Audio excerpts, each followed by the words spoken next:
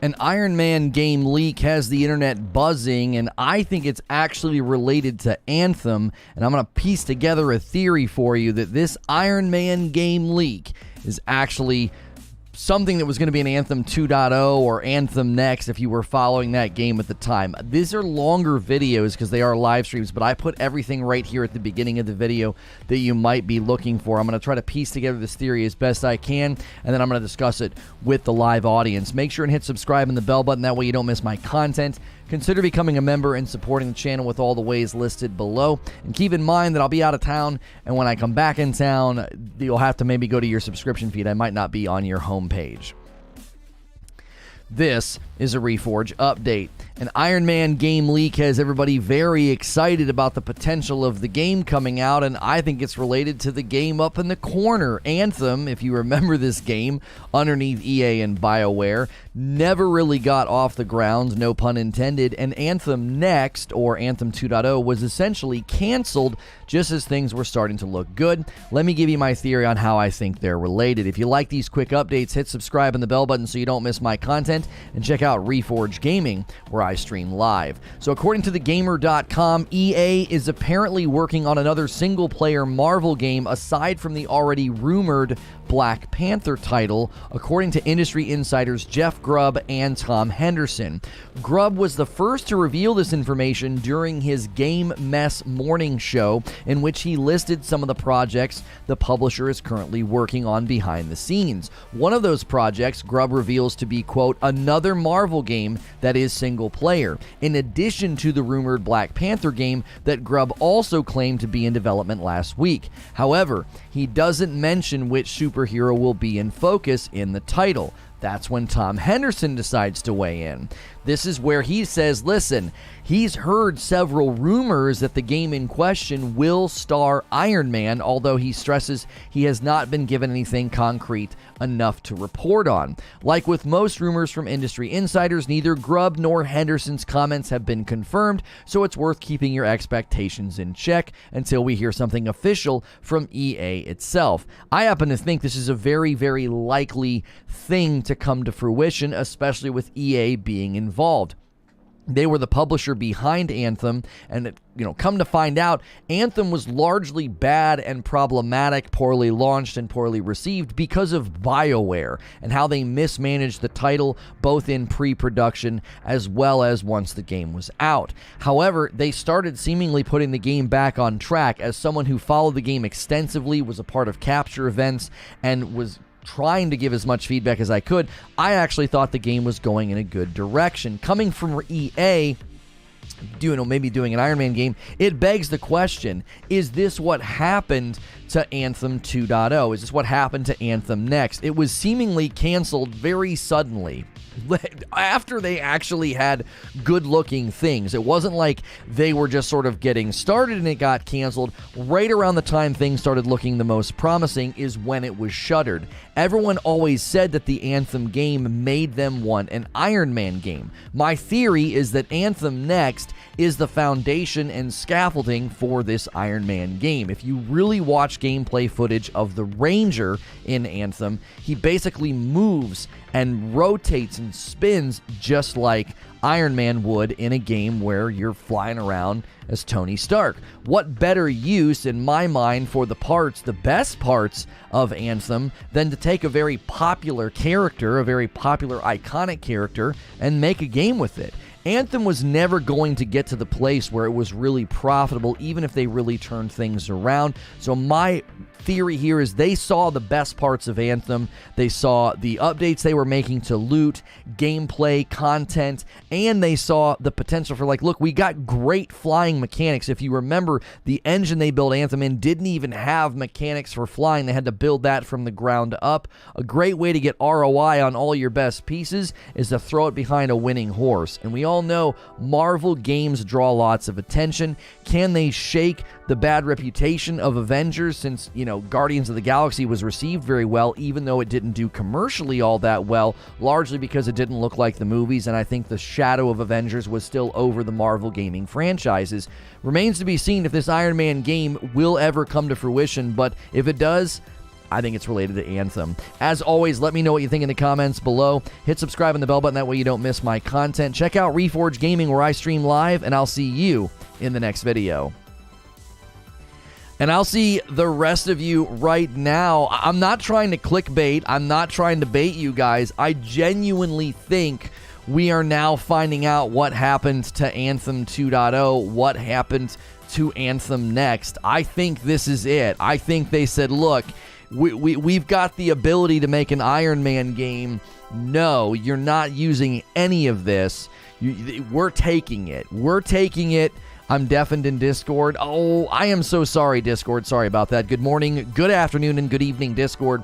Guys, if you're in the live stream, do me a favor. Make sure you are on live chat so you can see what everybody is saying. And smash that like button. Give us our first 100 likes.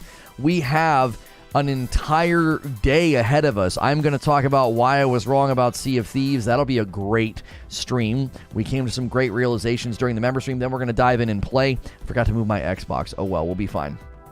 Yo, what's good, Feed? Good to see you in the chat. If this turns out to be true, I'd be ticked, says Ganks. A friend and I used to comment that Anthem was the best Iron Man game ever made. The Ranger moved exactly how you would imagine Iron Man would in a AAA game. I said that in the open. I was like, just look at the Ranger's animations. Like, he moves like Iron Man. Like, when he does his little spin moves and the ups and the downs and the slam on the ground. I mean, it's like right out of the movie. Me reading your thumbnail went from smile to ugh as I read Iron Man and then Anthem 2.0. How exciting would an Iron Man game actually be, says Barrier. Flying in Anthem looked really cool, but the world we were flying in was cool too. When I imagine an Iron Man game, I just picture him flying around. You got to remember all of the stuff he can do, though. He's got amazing tech. He's got all these different attacks. You could link it to loot. You could link it to a skill tree. You could link it to leveling up. You know, you got a clip of the Ranger? Yeah, let me get you guys. Get you a clip here. Anthem Ranger gameplay. Let me just get you his he's flying around here. We got a footage from this Thornful here. I wish I had my own. I really wish I had my own stuff. I have my own videos. I feel like I'd rather use those, but I think we unlisted them all. Let me just do that. Hang on a minute. Let's just watch my old stuff. I don't think I'm in the footage. I think I literally just uploaded basic raw recordings, I'm fairly certain, and we could just watch that. I would rather do that than watch somebody else's gameplay. Because this stream might end up being pretty good, and I don't feel like dealing with somebody dinging us here. Ranger gameplay thoughts. Let's take a look here. Let's see. Go here, and let's see if it lets me watch it. I don't remember. Yeah. Here we go. All right, let's do this. Let's do that. Yeah, here we go. I'm trying to get it where he's flying. I'm in lots of combat. I'm trying to find where he's flying around, because I didn't understand the gameplay in the beginning. So my early footage is actually kind of bad. We might have to try to find somebody else. Yeah, we're going to have to just use that initial footage that I found. Because the problem is, the real problem is that when I first played the game, I had no idea what I was doing. Maybe the Anthem channel will have it. The official Anthem channel is not going to do anything. Let me go to the official Anthem game channel, and let's see what they have here. Here we go, Ranger gameplay live stream. They did a live stream like a lifetime ago. Let's check this out. This'll be better. All right.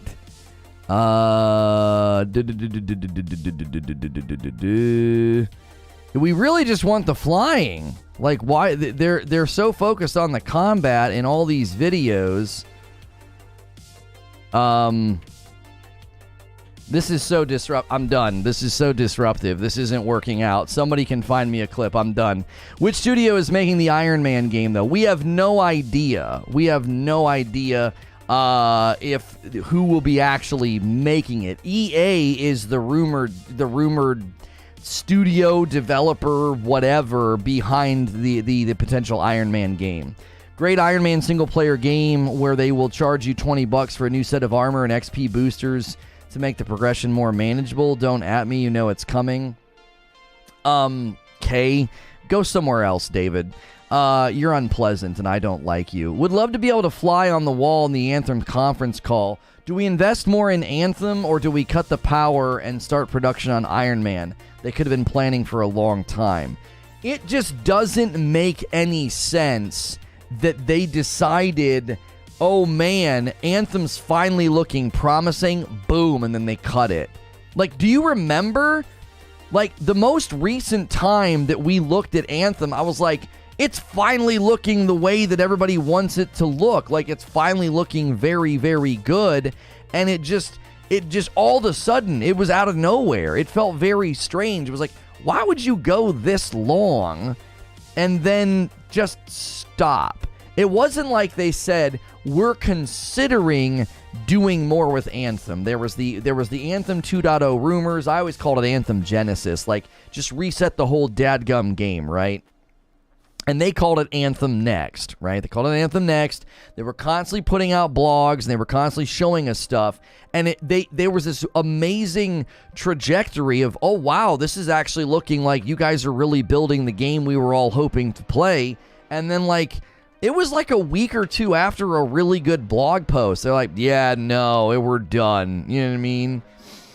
I think we can all agree that they'd be foolish to try to bring an Anthem IP back at this point. The name has been sullied to the point of disrepair, and there's little appetite for it. That's exactly right, Nova. That's where my theory comes from. I think this Iron Man game, I'm telling you, that's what they did. Somebody walked in the room and said, hey, the decision just came down from the top. Everything you've got, we want it. We think the flying is good. We think the content is good. So let's go. Yes, this will work. Thank you. Somebody found me a footage. I want to show you guys good footage, but I don't want to sit here and derp around like a dum-dum and try to find good footage. I hadn't planned it. So, and then their Anthem stream is terrible. So here we got Anthem flying, no HUD graphics. Let me show you why so many people are saying, okay, Anthem is the game that made everybody want an Iron Man game. First and foremost, they already have the idea of like stepping into the suit, right? It's not just like, it's not a mech, okay? It's not a mech. It's you literally climbing into a suit similar to Iron Man. So this again is going to make you guys feel bad because I honestly think oh, look at that. That transition was so freaking good. You can see like the thrusters on his back, the thrusters on his legs. There, the roll, that's right out of the movies.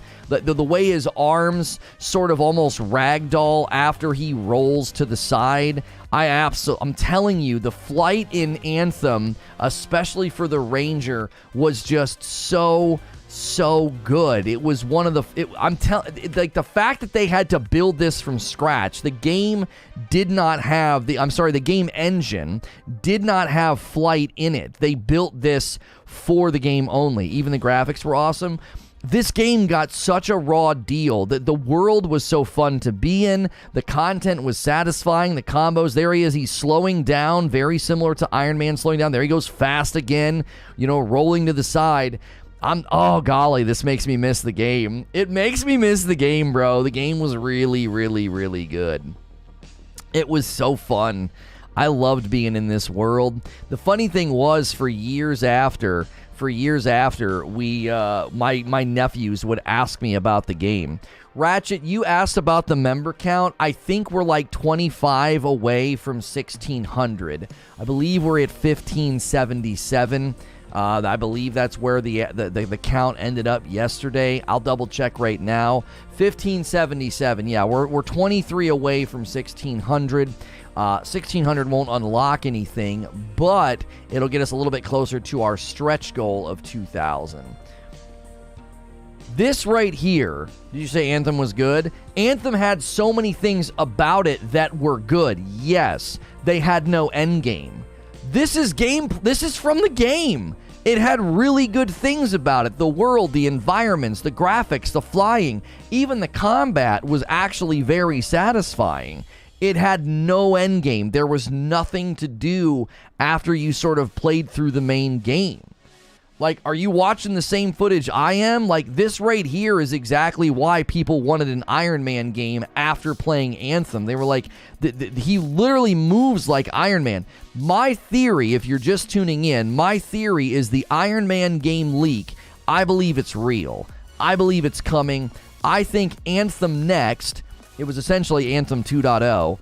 I think it got canceled suddenly and abruptly because someone walked in the room and said, we're using all your stuff, we're using all your hard work, everything you've done, everything you've worked on, we're throwing it into an Iron Man game. It's too, this brand is too sullied, this brand is too marred, we're going to use all this for an Iron Man game. Iron Man shows more promise, it's a bigger IP, it's more recognizable, let's take all the best parts out of Anthem, and let's throw it into a game about Iron Man. Any Iron Wars, an Iron Wars MMO? I don't know about that. If the endgame was the only thing wrong, they wouldn't have scrapped it. EXO, you have to understand something. If you followed the game closely, that's quite literally what they were working on when it got canceled. I don't think you're being fair to the timeline. They owned the fact that the endgame was in shambles. They owned the fact that there were elements to the game that were completely and utterly lacking. And then it just randomly and quite suddenly got shuttered, okay?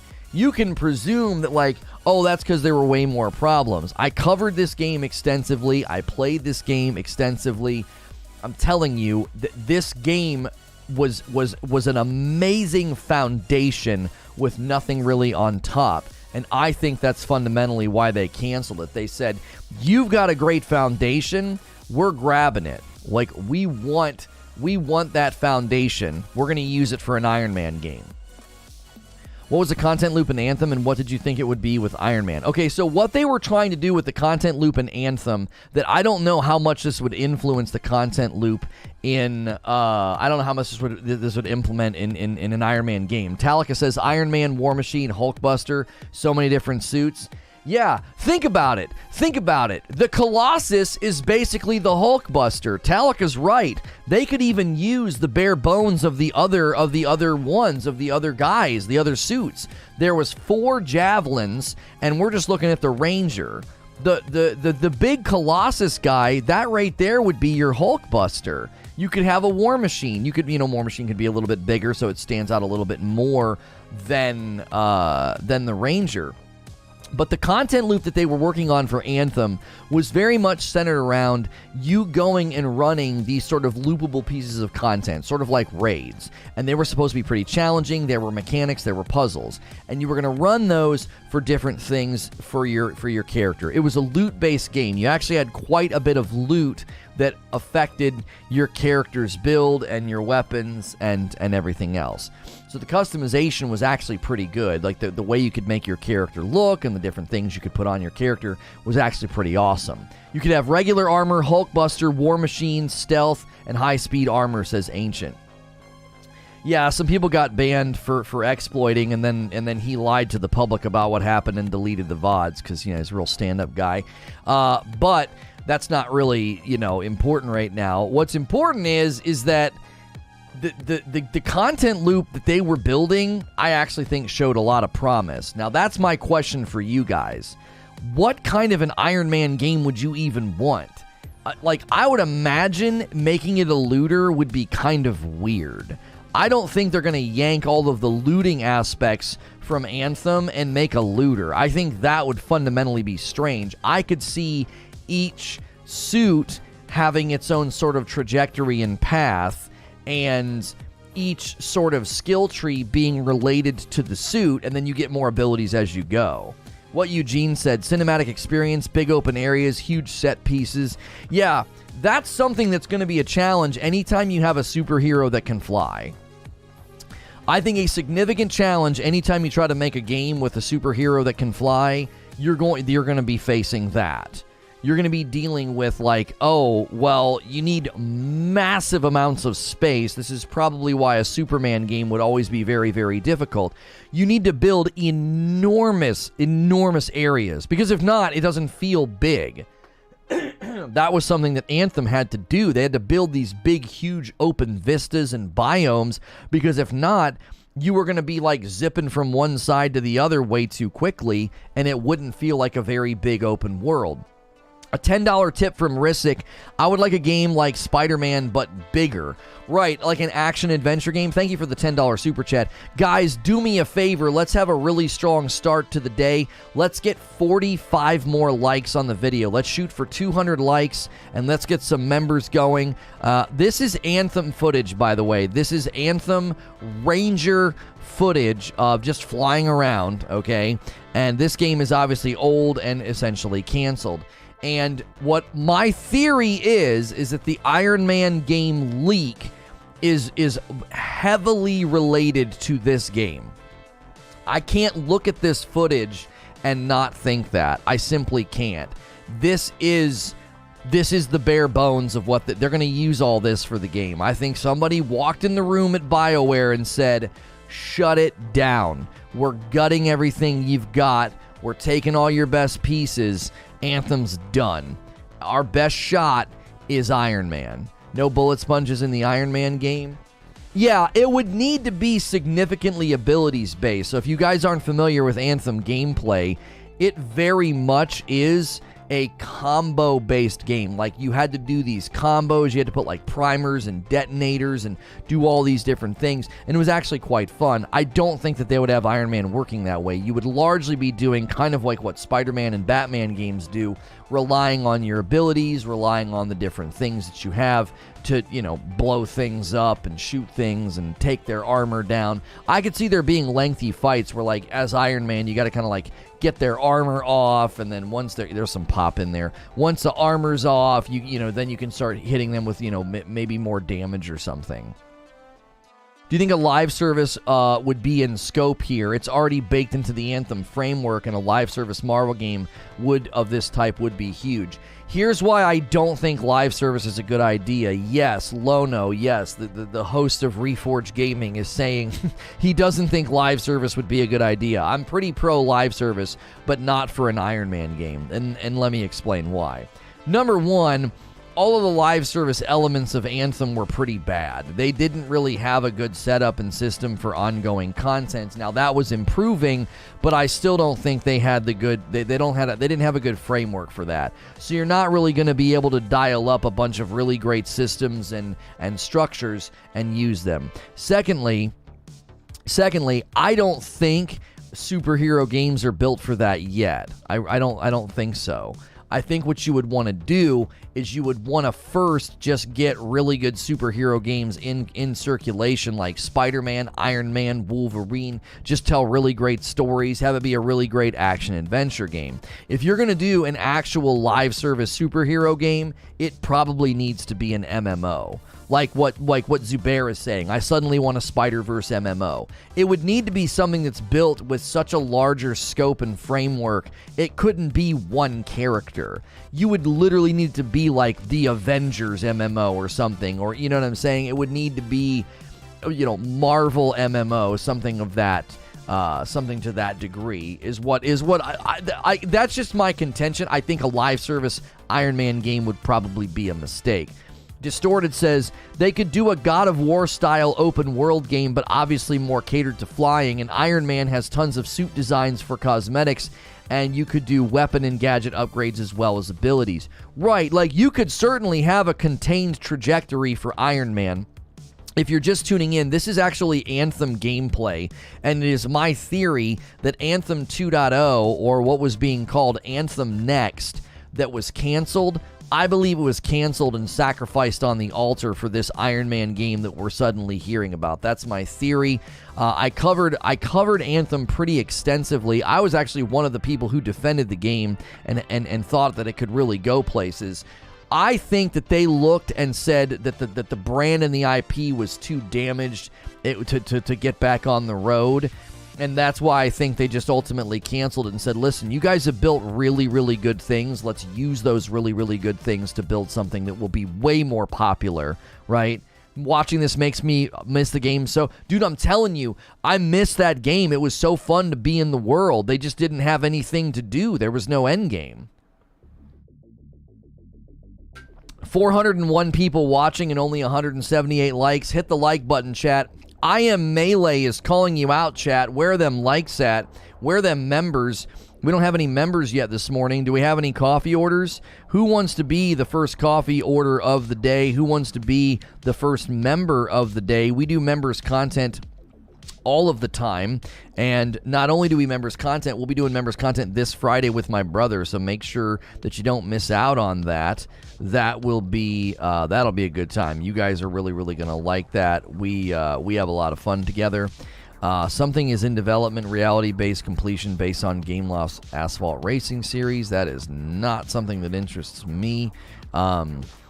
So we've been throwing shorts on all the various platforms, you know, here on YouTube, over there on the TikTok, and over there on Instagram. So hopefully you guys are enjoying that. Let's see if we have any new subscribers this morning. No new subscribers this morning. Apparently I'm streaming to my subscribers. If you're here and you haven't hit subscribe yet, wake up and hit subscribe and join the conversation. Let us know what you think. The general sort of launching pad question of the morning is what kind of an Iron Man game would you want? We've got people asking about live service, MMO, action adventure, people talking about how big the environments would be. Would love to hear from you. If you've never been here before, weigh in and let us know what you think. Try and read all the comments. I hope this happens. I want to fight the end boss as Hulkbuster and punch in the face and say, go to sleep, go to sleep, go to sleep. Right.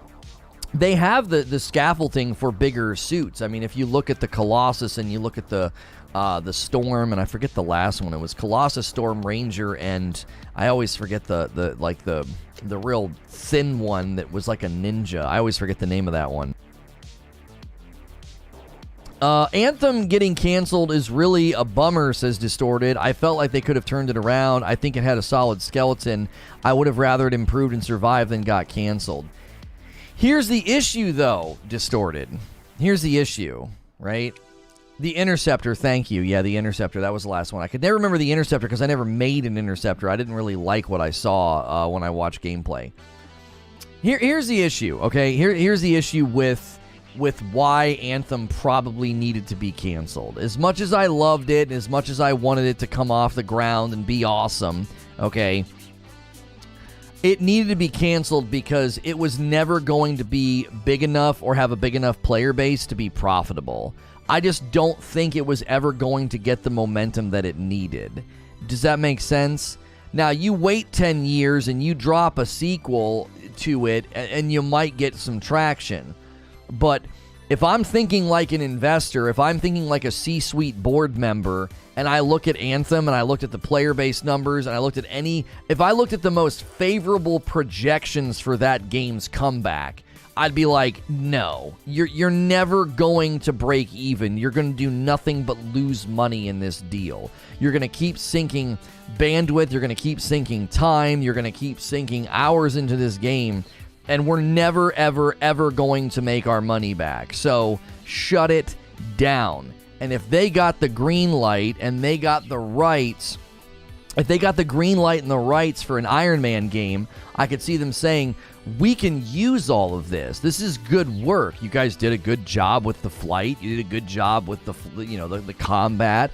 And you guys understand how to build a world in the scope of a flying game. You need tons of space for a flying game. It's not like a game where, you ride across the pasture on a horse. Like if in this game you got on the ground and got on a horse or something and just rode around, it would take you forever to get everywhere because they built it, the size and scope for flight. So for flight. So all those things that they learned would make for an amazing Iron Man game. They would. You have the company that made both Titanfall and Anthem. Let them both fall to the wayside and now make an Iron Man game. They have so many options with pre-existing assets and ideas. Would this make more sense of their position on Titanfall as well? But the position on Titanfall is not EA's position. That's Respawn's position. Respawn wanted to completely divert. They're the ones. So Respawn went to EA and they were like, this is what we want to build. They pitched Apex Legends to them and they got the green light. So that wasn't EA's idea. Now, EA might be looking at the assets and the work and thinking like you're thinking. They're like, hey, you got some good stuff over there at Titanfall. We got all this great stuff over here with Anthem. Let's use all this stuff, you know? We can have a Hulkbuster suit. We can have War Machine. We could have Iron Man. Like, if you're going to make an Iron Man game, you probably are going to want to have more than one suit. Wheezy says it's simple. Anthem 2.0 didn't happen because they had to charge for it, and that wasn't going to go over well. Yeah, they were going to have to charge people money for it. If you were going to make it totally free, there was no way they were going to make any money. Now, the monetization of the game and the cosmetics and things, I think they could have. I think they could have made some money there, but I don't think enough to justify the continuance of the game and all the work that it was going to take to get it back on track. Eugene says, plus, if you make it next-gen only, utilize the new SSD and data streaming techniques to load these worlds, you can have huge, epic locations. That's exactly right. I continue to think that Insomniac has a Spider-Verse game tucked into their pocket because of everything they figured out and learned how to do with Ratchet and Clank Rift Apart. I have a feeling that is coming. There will be like a Spider-Verse game where there'll be whispers and things that are sort of reminiscent of what they did in Ratchet and Clank Rift Apart, and being able to do that with a game where you're like flying. Ratchet and Clank had a massive map. Right, because if you think about it, the way you could move around in that game was actually pretty fast too. You know, it's pretty quick. Size comparison, Anthem to Destiny. Yeah, that right there is a good comparison picture, just to show you the size and scope of the areas they had to build, because you're literally flying around. It seems like most of you, when I said like what kind of an Iron Man game would you want, most of you are saying like single player story, action adventure, you know, things along those lines. Seems to be the case. Reminder, just because one of you says they would buy it doesn't mean the market research said everyone will buy it. Iron Man game leaked. Yeah, so to catch everybody up, there was an Iron Man game leak, according to Jeff Grubb and Tom Henderson. They're kind of corroborating each other's stories here. Grubb's hearing whispers of a single-player Marvel game coming from EA. Henderson saying, hey, listen, I heard it was Iron Man. I'm hearing about an Iron Man game. I'm adding all the pieces together, and I'm saying that Anthem got canceled. They walked in the room and they said, we're shutting this down, because it was sudden. The timing was really weird. Somebody greenlit and said, start working on Anthem, get it back on board. Anthem 2.0, or they called it Anthem Next. That was greenlit by somebody, okay? And they just suddenly canceled it. They did the assessment. They did the market research, okay? They knew that when they were working on Anthem 2.0 that they were likely not going to see a huge amount of profit, okay? So I think it stands to reason that the sudden shuttering of it was the catalyst was something else, right? Jeff Grubb is notorious for getting things wrong. He's also notorious for getting things right. So it's not... You can't claim that, like, oh, he's notorious for getting things wrong. Yeah, he's also notorious for getting things right. He's got a lot of sources. He's got a lot of like really good info sometimes, way before the gaming press has their mitts on it. Cat hitting an 18-month milestone, and it's a tier 4. Cat, thank you for that generosity and being at a tier 4.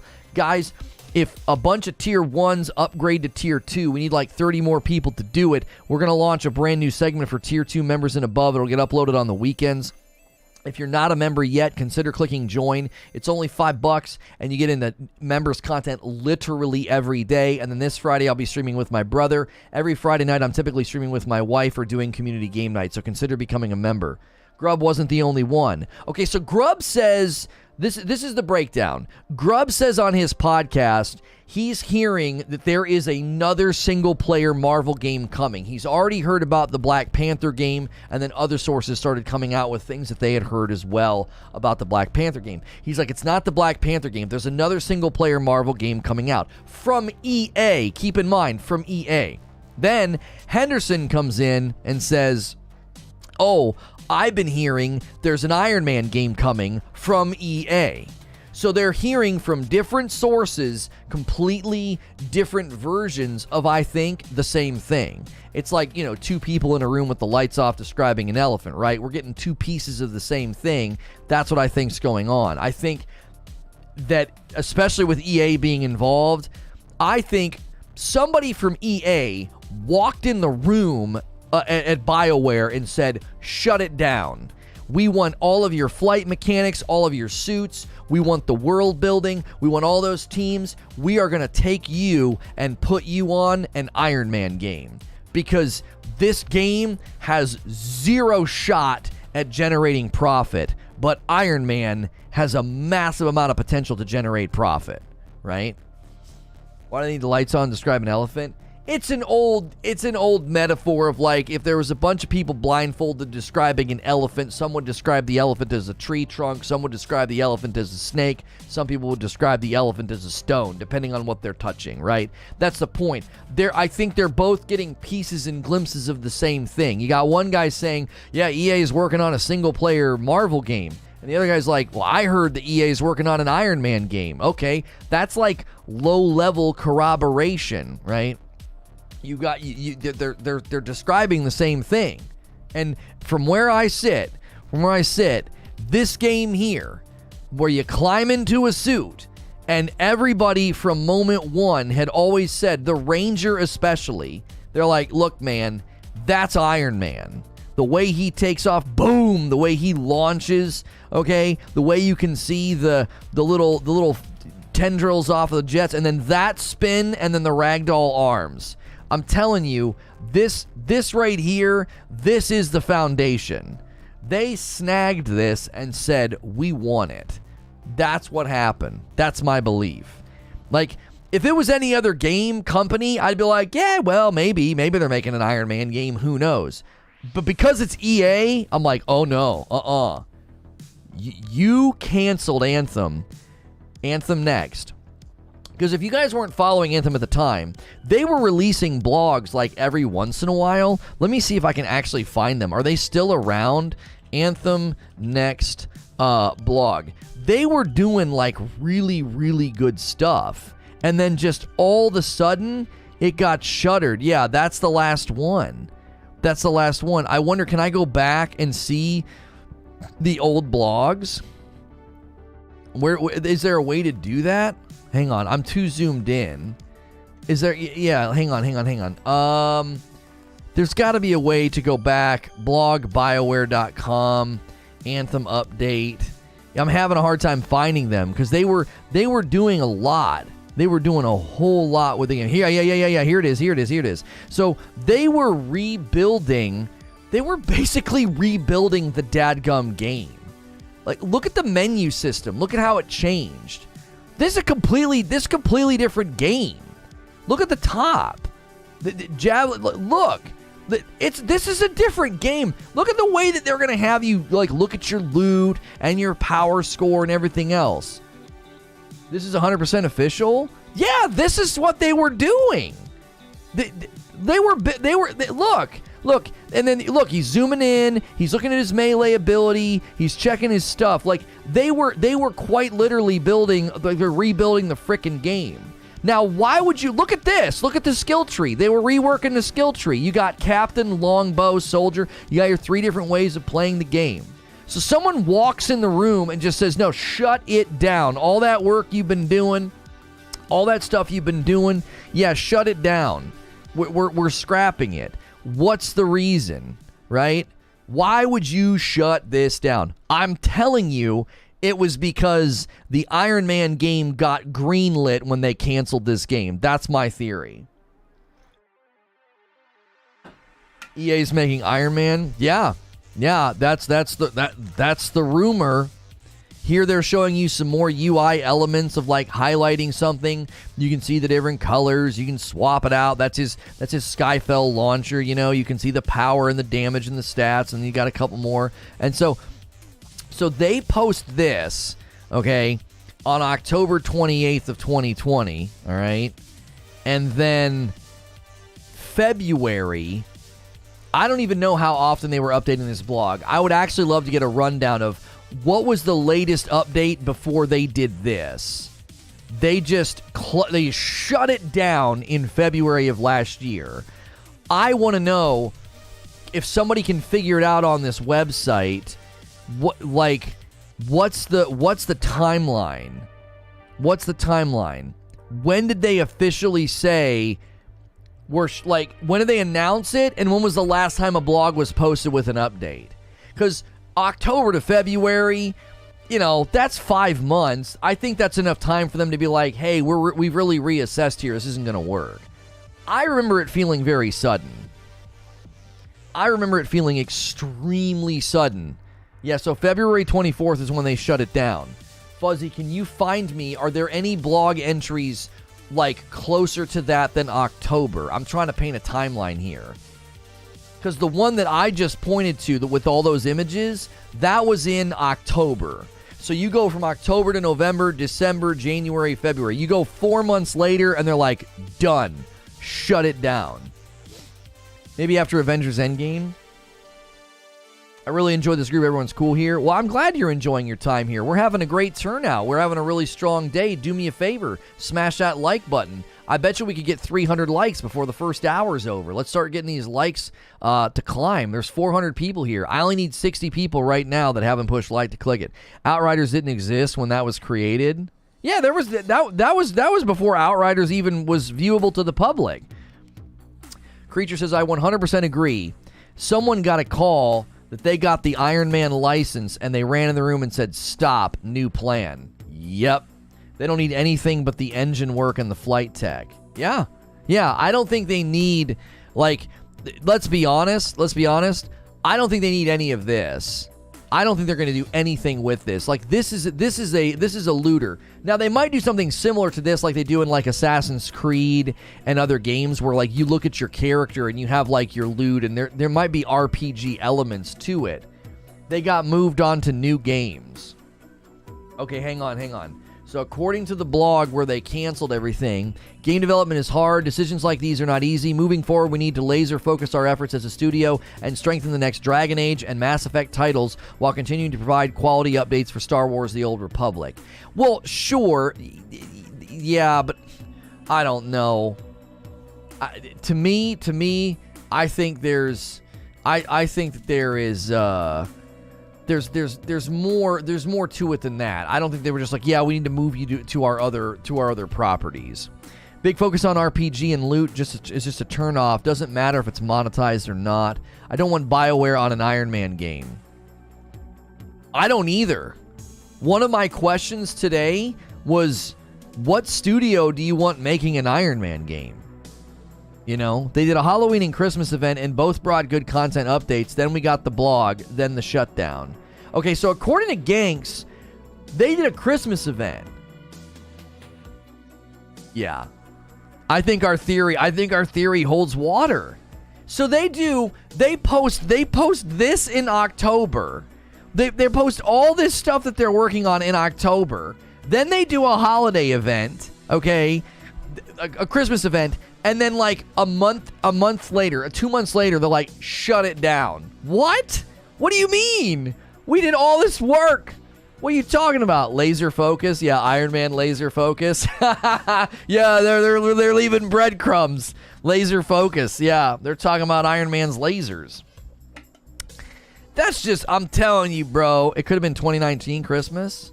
No. Ganks is talking about 2020. Lono, you must clip and post this. Best informed speculation I've seen. Chef Kiss give Asmon something to react to. I don't know if Asmon gives a rip about my commentary. It was 2019 Christmas? Wait, so they didn't do anything after this October update? So October 28th. They were 2 days away. Oh, it was repurposed content. It wasn't new. Okay. So they took the 2019 Christmas event and they just repurposed it. Okay. Still, I mean, look at the date here. You're 3 days away from November, okay? You might as well be in November. And then in February, you're like, yeah, we shut the whole thing down. It's done. It's done. We like, look at this picture.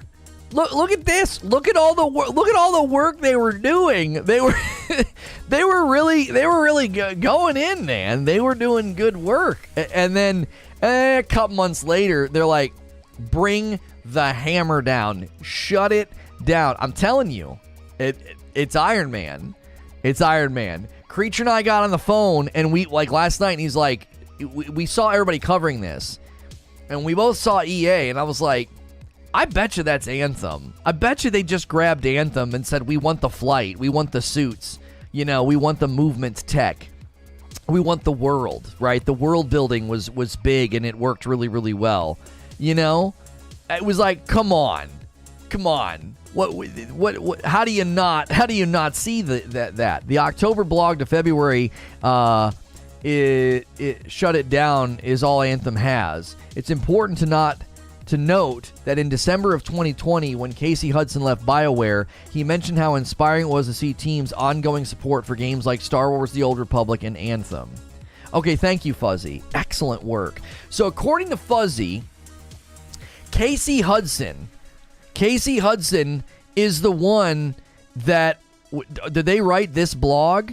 No, Christian Daly. Okay, when Casey Hudson left the studio in December of 2020, all right, about a month and a half before this takes place, about 2 months before they shut the whole thing down, he's like, it's inspiring to see these guys continuing to support games like Star Wars: The Old Republic and Anthem.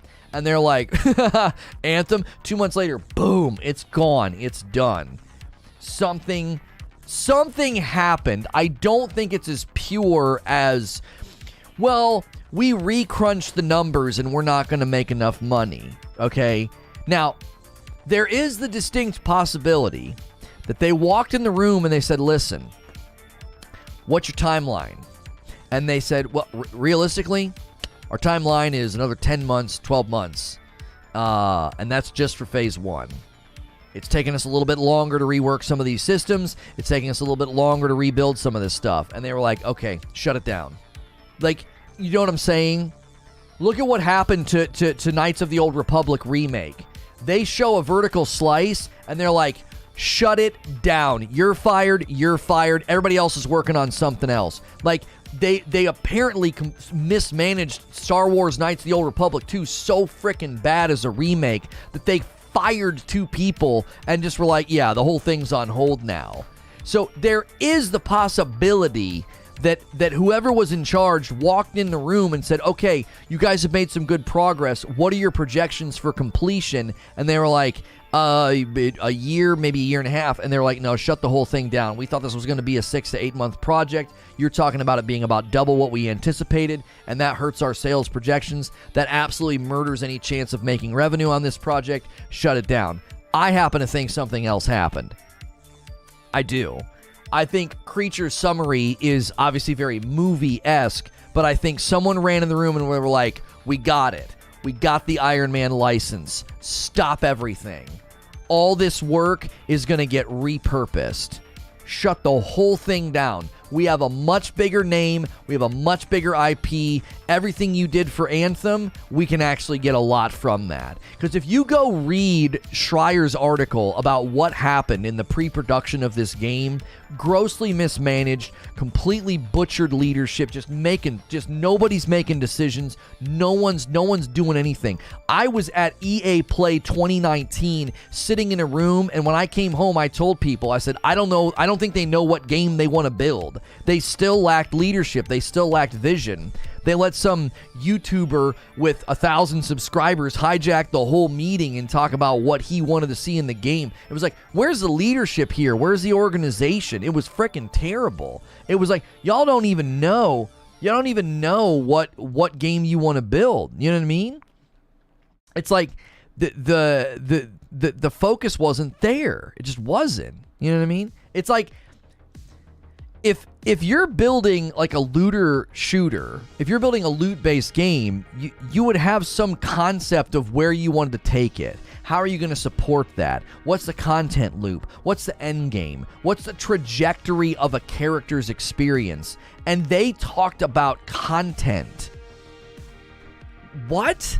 They talked about content. They were like, oh, well, we're building this, and you're going to be able to do this, and these things are going to be happening. I'm like, okay, that's great. That's great. It would be like going to a contractor who's building a home, and you're trying to get a picture for what kind of home are you going to build? 2-story? Is it going to be a ranch? Is it going to have a basement? You know, what's going to be like? And they're like, well, the kitchen is going to have a recessed countertop and a really, really nice sunken sink, and we're going to put in this type of lighting. And you're like, wait. No, I don't care what kind of kitchen you're building. What kind of a house are you building? The kitchen is a part of the whole. It was like they were talking about things in the wrong order. It was like, I don't care about your this piece of content that you're working on. That's not the game. That's not vision casting. That's not a trajectory. What are you doing with the game? What kind of game are you building? You can give me this great piece of content, but if it's not attached to something larger, if it's not attached to some trajectory that's bigger than itself, then I have no idea what I'm supposed to do with it. Ganks with a $10 tip. I thought today was going to be a good day when you got to go and remind me how I wasted 2,000 hours and several $100s in a game. Gee, thanks, Lono Kappa. Thank you, Gangs, for the $10 super chat. Guys, we are nearing a 1 hour into the broadcast. Great turnout already. We need 30 more likes for 300 likes. Give them to me. Give me those likes. If you're enjoying the show, hit subscribe and let me know what you think in the comments or in the chat. I mean, you got to be a subscriber to talk. Listen, I want to know what you think. If there's an Iron Man game coming, this Iron Man game leak, if it's real, what kind of a game do you want, and who do you want building it? I saw somebody put in chat Insomniac a little bit ago. Listen, I love Insomniac, but we can't rely on them for every superhero game. Like, they did a great job with Spider-Man and Miles Morales, and they're probably going to do a great job with, Spider-Man 2. They'll probably do a great job with Wolverine. But we need some other companies to kind of pick up the superhero slack here and make some good superhero games. Lono should get a spot on G4. G4? What, like G4 TV? Why would I do that? What are they? I don't know about that. I don't know if that would be a good move. Are you talking about G4 TV? Didn't they, like, really, really hurt their channel recently and turn, like, a huge portion of their audience off? Sucker Punch? Yeah, let Insomniac do something else. Right? Like, Unreal 5 says, check Shooter 16. Oh, wow, did they? Yeah, they're in a bad way, man. They're in a bad way. They hurt their channels so much, they swapped their dadgum channels. They hurt their channels so much, they swapped them. They literally had to, they were hemorrhaging, and so they swapped channels and swapped names. Turbo Golf Racing released today on Steam. I forgot about that game. Oh man, maybe our little first look will get some traction. If you guys are enjoying the show, man, thank you so much for being here. When we hit that 1 hour mark, YouTube's like, hey, run some ads. I don't do that during the show. I think that's too disruptive. But what we do is we ask for people to consider becoming a member or gifting members or using Super Chat or ordering some coffee. Those are the greatest ways to support what we do here. We're a small channel, but we're growing and we're scrappy, and I appreciate the strong turnout every day. As long as it's not Iron Man from Crystal Dynamics, I'm good. Let's see. This only proves that rebounding is a worse option than delaying an unpolished game. Even No Man's Sky is struggling, and they did everything right afterwards. What on earth would give you the indication that No Man's Sky is struggling? What are you basing that off of? I see no signs of struggling for No Man's Sky. They're doing drops on the purple platform. They're on their 20th free update. I don't even know how many updates they've done. I'm not sure what you think is an indication that they're having a hard time, right? If Anthem was allowed to do the No Man's Sky redemption arc, yeah, I don't know. I think I kind of agree with what he's saying. Like, it's a lot harder. I don't agree that No Man's Sky is in a bad place, but I think it's a lot harder to pull off what No Man's Sky has done. No Man's Sky has about as many players on Steam as Sea of Thieves, but you said that game was dying. I didn't say Sea of Thieves was dying. I said that its player base was unimpressive. It's a first-party title for Microsoft, and it should be massive. No Man's Sky is built by like 8 people. And No Man's Sky, I'm fairly confident, is older. No Man's Sky release. Yeah, No Man's Sky is 2 years older. Do you want to reconsider what you just said?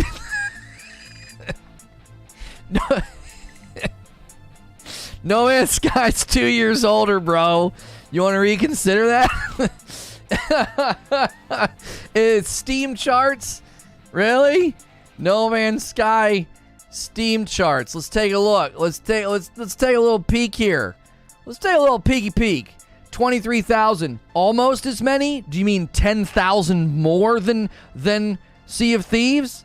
Is that what you meant to say? What do you mean almost as many? It's got 10,000 more people.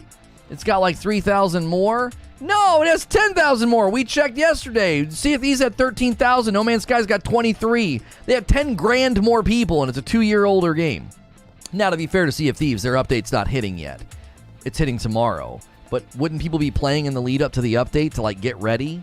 We're not talking about Sea of Thieves yet. My second show today is I'm going to talk about why I was wrong about the PvP, and it all has to do with the member stream, as well as that review we read from the guy with over 1,000 hours. So hold on to your Sea of Thieves hats, all right? Hold on to your pirate hats and your peg legs. We're going to get to that later. Right now, we're talking Ironman and Anthem, and I believe the two are related. To be fair, Sea of Thieves has 24K right now, but more importantly... Oh, well, yeah, but the update's today, so of course it skyrocketed. Sure. No Man's Sky isn't a multiplayer-centric game. It is a little bit more solo-focused. They added a lot of multiplayer stuff, but I agree with Wheezy. It's not a multiplayer-focused game. Yeah. You were looking at average players, not player count, my bad. Even if you were looking at average players, Tony, I think you're actually making a case of just how good No Man's Sky is, because it's 2 years older. And it's keeping up with a larger studio game that's a first-party Microsoft title. It's keeping up, like, come on. Anyways. Let me see if I have another discussion question. Yeah. Let's do this one. Okay. Well, let's just do this one. Let me outline my theory. Hey, a whole year. What a milestone. Thank you, Orphan Twin, for hitting your 12th month as a member and renewing. Thank you so much for that. Okay, I want to know what you guys think of my theory. Weigh in on the theory. Do you think I'm right? Did they scrap Anthem for the Iron Man game? Did they walk in the room and say, shut all of this down? We want all the tech for Iron Man. We got the license. Let's go. Philippines to US dollars. Thank you for the $2 tip, Bill Pogge. Thank you, Bill Pogge, for the $2 tip through Super Chat. Appreciate that very, very much. Tony says 100%. It was so sudden, even after all the extra time and money put into it. Probably right, but could be way off too. I'm getting thumbs up from Obito Uchiha. MGS is one of my favorites.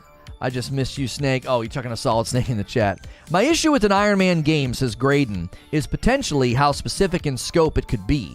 Anthem being open world, multiplayer allowed it to be anything. Iron Man would almost definitely be single player. Okay, well, let me ask you something, Graydon.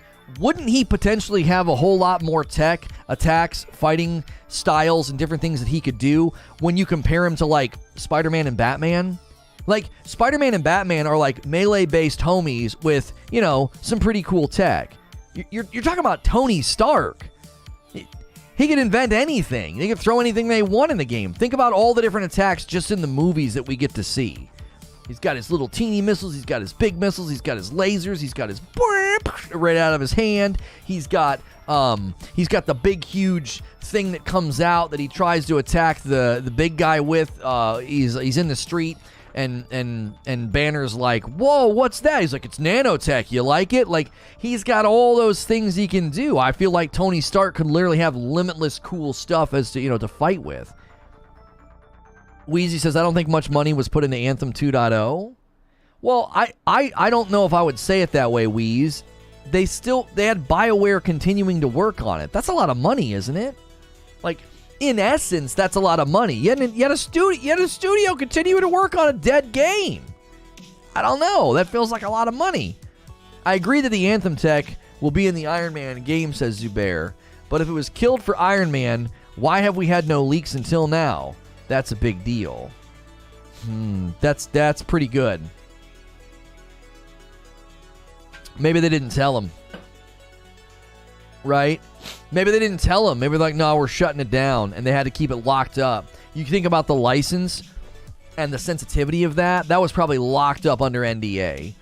Usually, the leakiest part of the chain are these marketing companies. You know, there's these marketing companies get their hands on something. They're like, ooh, and their intern, sends a text message to his buddy. The Anthem 2.0 was plans. They weren't actually doing it yet. It was planned changes. So when they showed this Wheezy in October, this thing here, and we scroll down here, please remember the ideas, mockups, and directions are all work in progress. Okay? So this is all work in progress. We're testing and exploring ideas we're excited to share with you.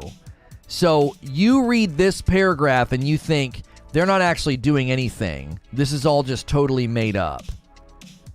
This is fake. Like, they have animated GIFs of the model and the menus and all of this. This is all they didn't build any of this. I don't know what this would be then. What would this be?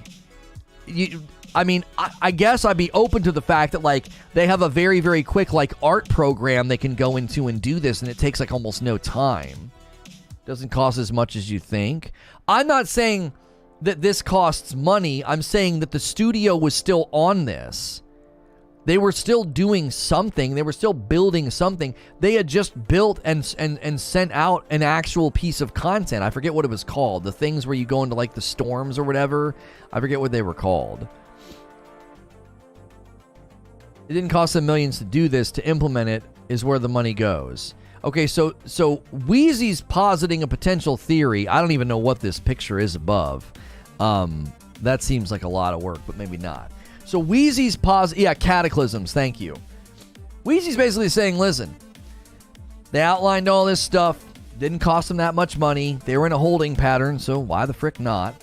And when they got pressed on cost of implementation, the whole thing gets shut down. They're like, no, that's too expensive. Afternoon, cool shirt. Thank you. If you guys like my Zelda shirt, it's a classic, right? Use the shirt command, or you can head to 80stees.com. Always remember to use code Lono over there. Use code Lono for 30% off. Hey, our first coffee order 3 minutes ago. Someone named Ryan grabbed a best of both worlds. Thank you so much for snagging a dark roast and a light roast. That's our first coffee order. I appreciate that so much. Guys, don't forget we launched coffee merch. If you want to be team dark, team light, or you can grab a mug, you can grab a t-shirt, or just grab yourself some delicious coffee. If you've never had coffee with balanced acidity, you should try ours out. That was my best feed impersonation. What's good, Abe? MJ says, I think the Iron Man game will be a hard sale. Besides Batman and Spider-Man, most superhero games have not been doing well. An Iron Man game will definitely be linear and semi-open world. Well, here's the thing.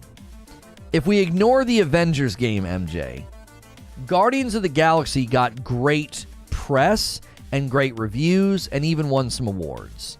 I think that's turned the tide. I think that has. I definitely think you got Spider-Man 2, you got Wolverine. Those are on the horizon. I think there's a bright future for Marvel games. I think an Iron Man game 100% would be... He's one of the characters that people would be very excited about. So I think if we take Avengers off the table, which I think is really, really hard, because that should have been a dunker of a game, and it stands tall in everybody's mind because it's the Avengers. It should have literally been the easiest, most awesomest game out, and they just absolutely fumbled it. You know what I mean? It's almost like if you've ever been watching like football and some guy catches the ball and he's running the end zone and he's just wide open field and he like throws his hands out to celebrate and forgets that there's a guy behind him and the ball gets smacked out of his hand. It's like easiest score of your frickin' life, and you fumbled the ball right on the 1 yard line. Like, it's the Avengers. You should have had buckets of cash and talent thrown at this thing. I'm seeing a pattern. Single-player Marvel games are largely successful, but the live services struggle. The challenge there is we have one. You know what I mean? Are you going to cover Zelda Breath of the Wild? Oh, yes, I am. I'm very excited about when we finally get some good info on that and get to play it. There's 438 people playing Avengers right now. Just what an oof. How do you take one of the biggest IPs in existence and do that with it? How would you do a standalone Iron Man game differently than the Avengers games did Iron Man? I think you'd have to do it like Spider-Man. I do. Not only that, I think you'd have to do it in a way where he had different suits. You'd have to really, really build it out. You know what I'm saying? When it came time to crunch the numbers, EA saw what it would cost. Then they saw how much they were going to have to change to break even with an expected player base, and they immediately said, no shot this works. I could see that, Wheeze. I could see that. I could also see a world where somebody looked at this footage and said, let's go after the Iron Man license. And when they got the Iron Man license, somebody walked in the room and said, shut that whole thing down. Whatever y'all are working on, all those ideas, all those things you're going to do, no. We got bigger fish to fry. Now, I'm not saying they walked in the room and said, we're going to build Iron Man, and then, like, it managed to not leak until now. Like, every member of BioWare just managed to stay super duper quiet. I think the people that had knowledge of the license acquisition likely are under strict NDA, given that it's Marvel and Disney, and they were like, you can't say anything, but shut that down. Anthem is all we need to have a wonderful foundation. Imagine having this built for you and you're building an Iron Man game. Like, imagine. Seriously. This is already built for you. Yeah, this is Anthem footage. This is the Ranger. Let's say you're going to build an Iron Man game and someone just hands this to you. Like, here you go. Here's how you build the worlds. Here's the scope and size you need for the flying to feel good. Here's the model. Here's the movement, right? You'd be like, oh my gosh, this is such a great head start. This is probably a year or more's worth of production and work that we don't have to do. You know? So they'd be making it in Frostbite. Guess Frostbite really isn't the issue then? Well, settle down, Wheezy. I'm theorizing. According to the developers that worked on this game, the Frostbite engine has razor blades in it, and they needed support, and the team that does Frostbite engine support had been shuffled to another project, so they couldn't get support when they needed it for this game. So, no, I don't think my theory undercuts the fact that the Frostbite engine might have problems. Also, didn't they say that the Frostbite engine isn't built for, like, live service open world multiplayer? Didn't they say something like that? Wouldn't it be more fitting for a single-player game, like a single-player action-adventure game, from what we read in the one article? There was something in there about how the engine just isn't good and conducive for these types of environments. Anthem 2 would be cooler. That's one of the questions that I had. By the way, we're an hour into the stream. It just told me a little bit ago to run ads.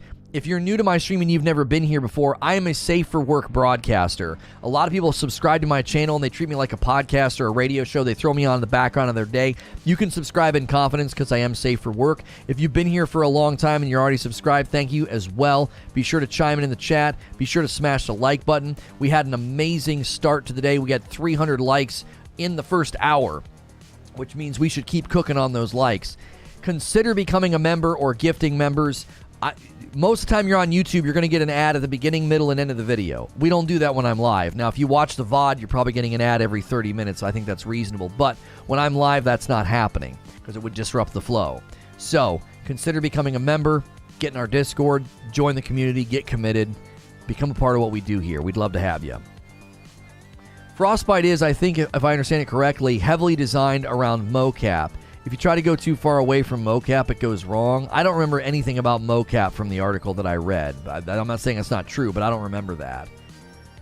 To be realistic, we're 2 years removed from the Anthem shutdown event. The only people who would even know about this are leads like story leads, production, etc. The closest thing to gameplay would be any moved over assets from Anthem. The grunts who typically leak info aren't involved yet. That's what I was saying, Fuzzy. The only people who knew about the Iron Man license, if my theory is correct, and the Iron Man game gets greenlit, and that's the catalyst for them just shutting down Anthem after all this work and time and research. They spent like a year.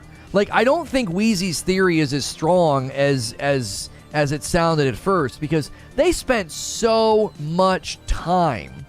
Why? And only after all that time they crunched the numbers?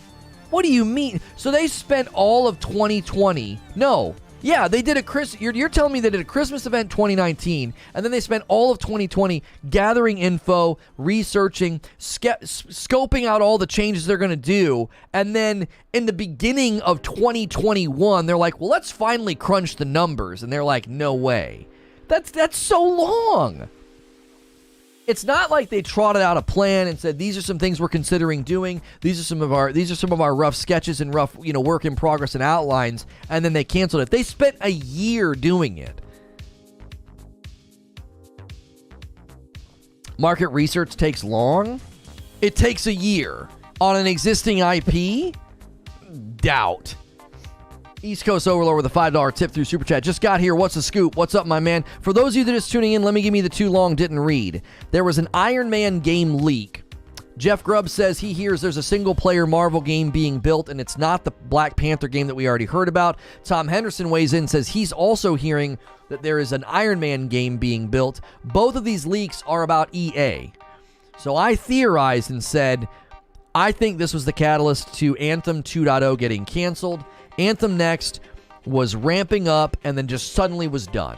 Now, Wheezy's positing another theory. He says, yeah, it took them all year. Market research takes an average of a year, and they spent that year brainstorming, but they also spent that year doing market research, which is what led to them being like, no, we can't do this. You guys came up with great ideas, and you came up with great works in progress and some great scaffolding, but we're not doing that because it's going to be too expensive. I happen to think that they wouldn't have spent the entire year doing that if there wasn't potential seen on the front end, right? On the front end. Not to mention, Wheezy, a guy left the company in 2020, 2 months before the cancel blog, and he's like, I'm inspired by the fact that these companies continue to work on Anthem and Star Wars. And 2 months later, they're like, shut it down. What? EA spent the next 3 months putting out financial models. After the past blog thing, EA spent the next 3 months putting out financial models. I'm not sure what you're referring to. You're saying that happened, or you're theorizing that happened? For a live service title, you're going to need about a year's worth of data to understand player habits and engagement. Yeah, and Anthem launched in... When did Anthem launch? 2000... What was Anthem's release? Oh, you're theorizing. Okay. Anthem release. Wasn't it 2018? Oh, no, it was 2019. January of 2019. Okay. Wouldn't all of 2019 been all the research? They needed another year. They needed 2020. They needed 2 years to come to the conclusion that this wasn't going to work. I don't believe that. No. I think the timeline stands to this to this theory. I think stands. I think it's got legs. All of 2019, they concluded, do it. There's something here. There's interest. There's brand recognition. There's an interested community. Let's go. I was at the EA Play thing middle of 2019. So they get to the end of 2019. They're like, go for it. All of 2020, they're gathering info. They're trying things out. They're coming up with new ways to build and structure certain things in the game. A guy leaves the company end of 2020. He's like, man, it's inspiring to see people still working on those games. And then 2 months later, they're like, no, shut it down. They in my theory, we don't have facts. We're all working with theories. In my theory, they got to the end of 2019 and they were like, this can work. Do it. And then they get into 2021 and they're like, no, shut the whole thing down. It felt very sudden. It felt very abrupt. It's like, huh? Yeah, February of 2021, the game was officially canceled. Right. And October, a few months prior, they're shoving out works in progress. Like, if it felt sudden to you and BioWare, yeah, but it felt sudden to the guy that put this together. The guy that put this together, it had to feel sudden to him too. What am I doing this for if in a couple of months you're going to crunch numbers and say no? Why are we even showing the public any of this if we're going to crunch numbers in a couple of months? It doesn't make any sense. Report, Stadia boss praised first-party studios for great progress days before closure. Yeah, this is a false equivalency. That's not what was happening. No, you're making a bad comparison, Wheeze. You're smarter than that. You are way smarter than that. A boss coming out and praising first-party studios the day before they do this closure, that's not what this was. This wasn't some PR stunt or some CEO walking out and being like, everything's going great, guys, and then a couple of months later they canceled it. It's literally a dev blog, a guy showing works in progress. That's not the same at all. I'm saying when corporate is doing something, they don't tell the people below. I'm not saying it's a stunt. So you're saying this guy posts this blog. He's got no clue there's a guillotine swinging over his head. He's like, this is turning out great. You're like, no, corporate already decided. They already decided this whole thing's done. I still think that Iron Man's a possibility in the equation. I do. I still think your theory leaves room for Iron Man being the catalyst. So that's my point, is the game launches in January of 2019. They spend all of 2019 dealing with problems, feedback. They go to EA Play. They're like, we're committed to the game. They get to the end of 2019, and then in 2020, they start saying, yeah, let's go forward with all these changes, all this blah, blah, blah, blah, blah, blah, blah. And corporate's just sitting around. Like, all of 2019, corporate's like, yeah, you guys are good to go. All of 2020, they're like, yeah, you guys are good to go. They get to the end of 2020, they're like, yeah, just kidding. What was the thing that did that? I think that decision wasn't just, oh, we can't make any money. We just suddenly realized that we're not going to make any money on this property. We didn't know that at the end of 2019. We didn't know that halfway through 2020. No. Something else took place, and I think it was we got the Iron Man license. Shut that project down. They'll be too similar. There's parts and pieces there that'll work beautifully for an Iron Man game. Shut that project down right now. I'm not saying EA just realized that. I'm saying they spent months doing research. No, you said that. And I'm saying you expect me to believe it took them 24 months. Or you're saying it could have happened earlier than that. So, I don't know. Don't agree. That feels thin to me. It feels incredibly thin that it took them 2 years to cancel it. 2 years. So they knew what, in the middle of 2020? And they're like, yeah, we're not going to say anything until, February of next year. It doesn't make any sense. There's more than enough evidence over the years. But only because, but see, that feels like cherry picking. You're going to find industries and be like, well, yeah, they just suddenly canceled this thing. We don't know the exact reason. We don't know when they came to the conclusion. You're presuming that they knew well in advance. How do you know that? You don't know that either. Litigation's always like that. We spent $1 million on discovery, but now we're setting, so put it on the shelf and move on to something else.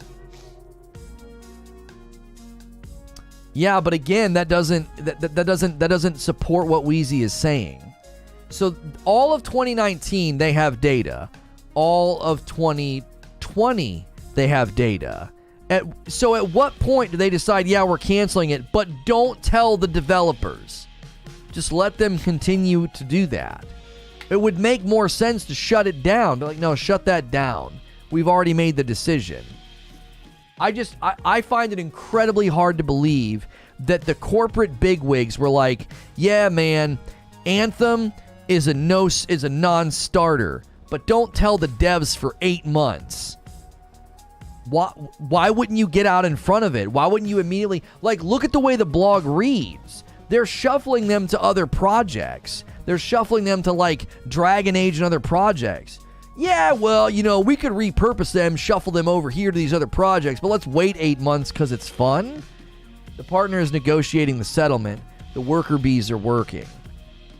So EA and BioWare are negotiating the cessation of the project. The contract's been fulfilled. They delivered a project. 2.0 only had 20 to 30 people working on it. I'm saying BioWare was blindsided. They don't know what's going on. EA decides in February, all right, we're done. I'd love a nice Iron Man game. I remember playing the old Iron Man games. Oh, yeah, I think an Iron Man game would be very popular. I think it would. I think it would do very, very well. The Iron Man game leak is just two well-known leakers basically saying, yeah, there's going to be an Iron Man game coming, and it's going to be by EA. I have to imagine it was a 51-49 decision, and there was back and forth for a while. I mean, I didn't know that 2.0 only had 20 or 30 people working on it. More than likely, that adds to Wheezy's theory that they were just drawing up sketches and basic layouts and mock-ups, and then they were like, all right, we need the whole team to work on this. And they were like, no, that's not happening. This small team comes up with the mock-ups, this small team comes up with the concepts, and then you go and try and pitch it to get it greenlit. Right? So they go and they say, hey, we received good feedback from the community. These are all the things we want to do. All right, how many staff members are you going to need on this? They throw out a number.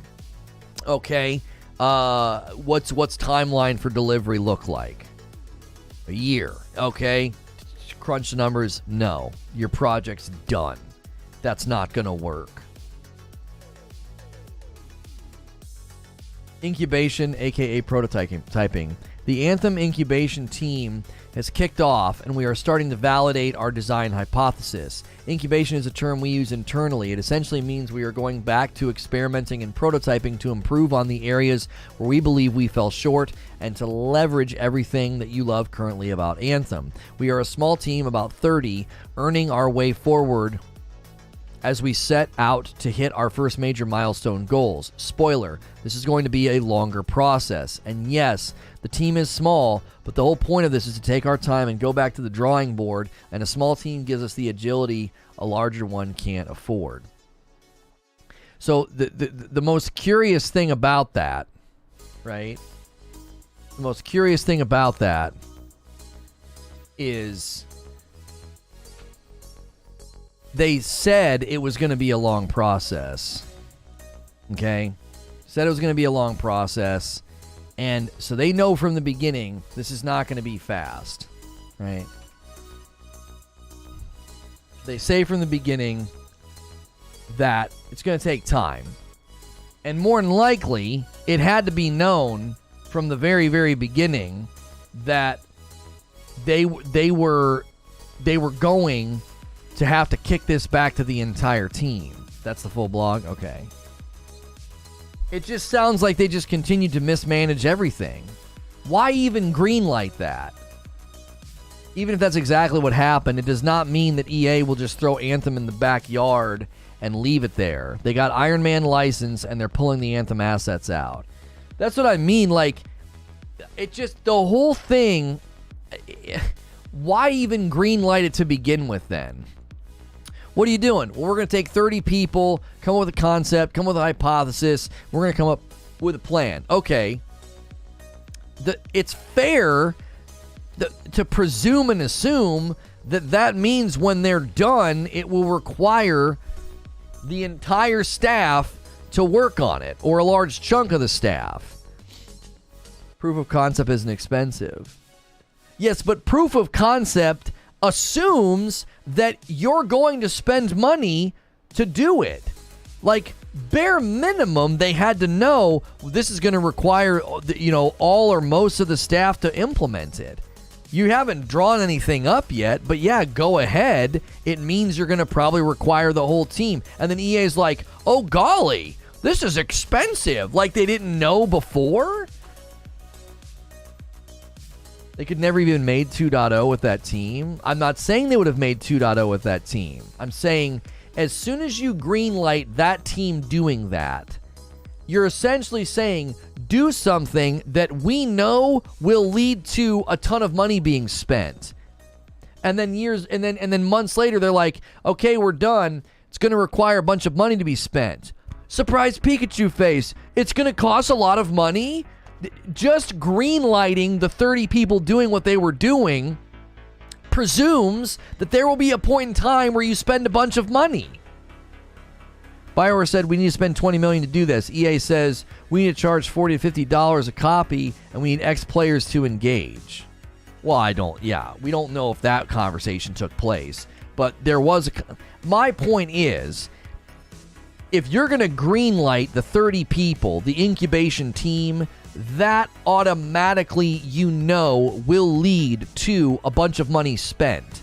So why do that? And then all these months later be like, well, we didn't think it was going to cost a bunch of money. Shut it down. Now, it could be that they were thinking, if you can do this and keep it at this threshold of spending, we'll back it. They draw it all up. They come up with their scope. They come up with their predictions and their projections. And they're like, it's actually going to cost more than that. And they're like, well, then shut it down. We're not going to be able to, what Wheezy's saying. We won't recoup our costs. It's too expensive. If it was going to cost this much, we could see a future. It's going to cost more. Shut the whole thing down. Spend a bunch of money if the circumstances are the same at the time and the work product makes spending the proper move to do.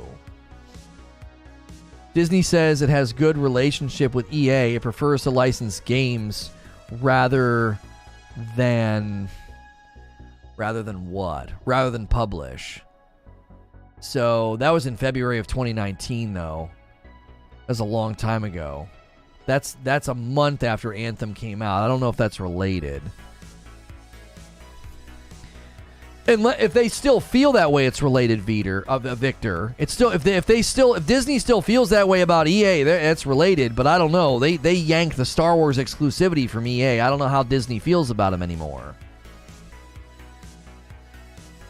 This is mostly thought to be Star Wars. Could be Marvel. Yeah, but that's a really old art. Well, not really old, but that's 2019, my friend. A lot's changed since then. Like EA doesn't even have exclusivity on Star Wars, so I don't know how pleased Disney is with them. Which is weird to think. See, but no, that very slightly adds to my theory. That means that somewhere, like if it's true, we are going on the premise that it's true, that this Iron game leak is true. That means at some point EA and Disney came to an agreement about an Iron Man game, which in my mind would probably be before they yanked the Star Wars exclusivity from them. That like, hey, we're in a good relationship with you. Could we do Iron Man? Yeah, sure. Yeah, let's work out a deal here. Boom.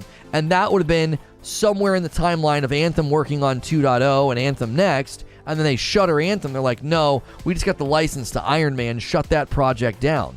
Why would you do that? You just greenlit the incubation team to even consider it. And then you're going to shut it down right after? Why even go to the frickin' public and show them anything then? If this was all an experiment, if this was all just a test to see whether or not we could come up with proof of concept in a reasonable budget, then why even show the public? Unless showing the public and getting feedback was a part of the deal. Like, you're going to have to show the concepts and the, like, this blog in my mind, like, why do you got to show us this? How many people at that point in time were even providing substantive feedback to these screens? You could have sent these screens to EA insiders under NDA to get feedback. You didn't have to push this out to the public. Again, well, BioWare didn't know. But the plan to me seems like they get out there, get this thing going, get it in front of the public, let's go. And then all of a sudden they're like, yeah, just kidding. Because if I'm EA... If Wheezy's right, and I'm EA, and I'm like, you got to prove to me this is going to work, or we're shutting the whole thing down, I wouldn't have people out here writing blogs and showing the concepts to the public, because now you're just rug pulling on an EA property. They need to gauge interest. With a blog? They didn't do any... Did they do... Well, I don't want to misspeak here. Did they do any trailers? A blog... They're gauging interest with the blog?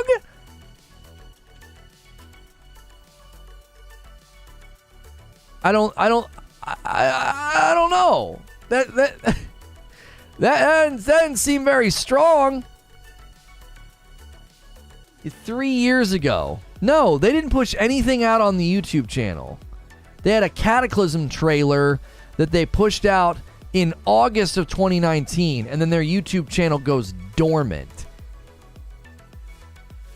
To me, if what you're saying is true, Wheezy, they did an awful job gauging interest. If you're trying to gauge interest in what this guy shows in this blog, you'd have tweets, you'd have videos, you'd be like, leave a comment below. What do you think of this? This is a work in progress. They didn't, a blog.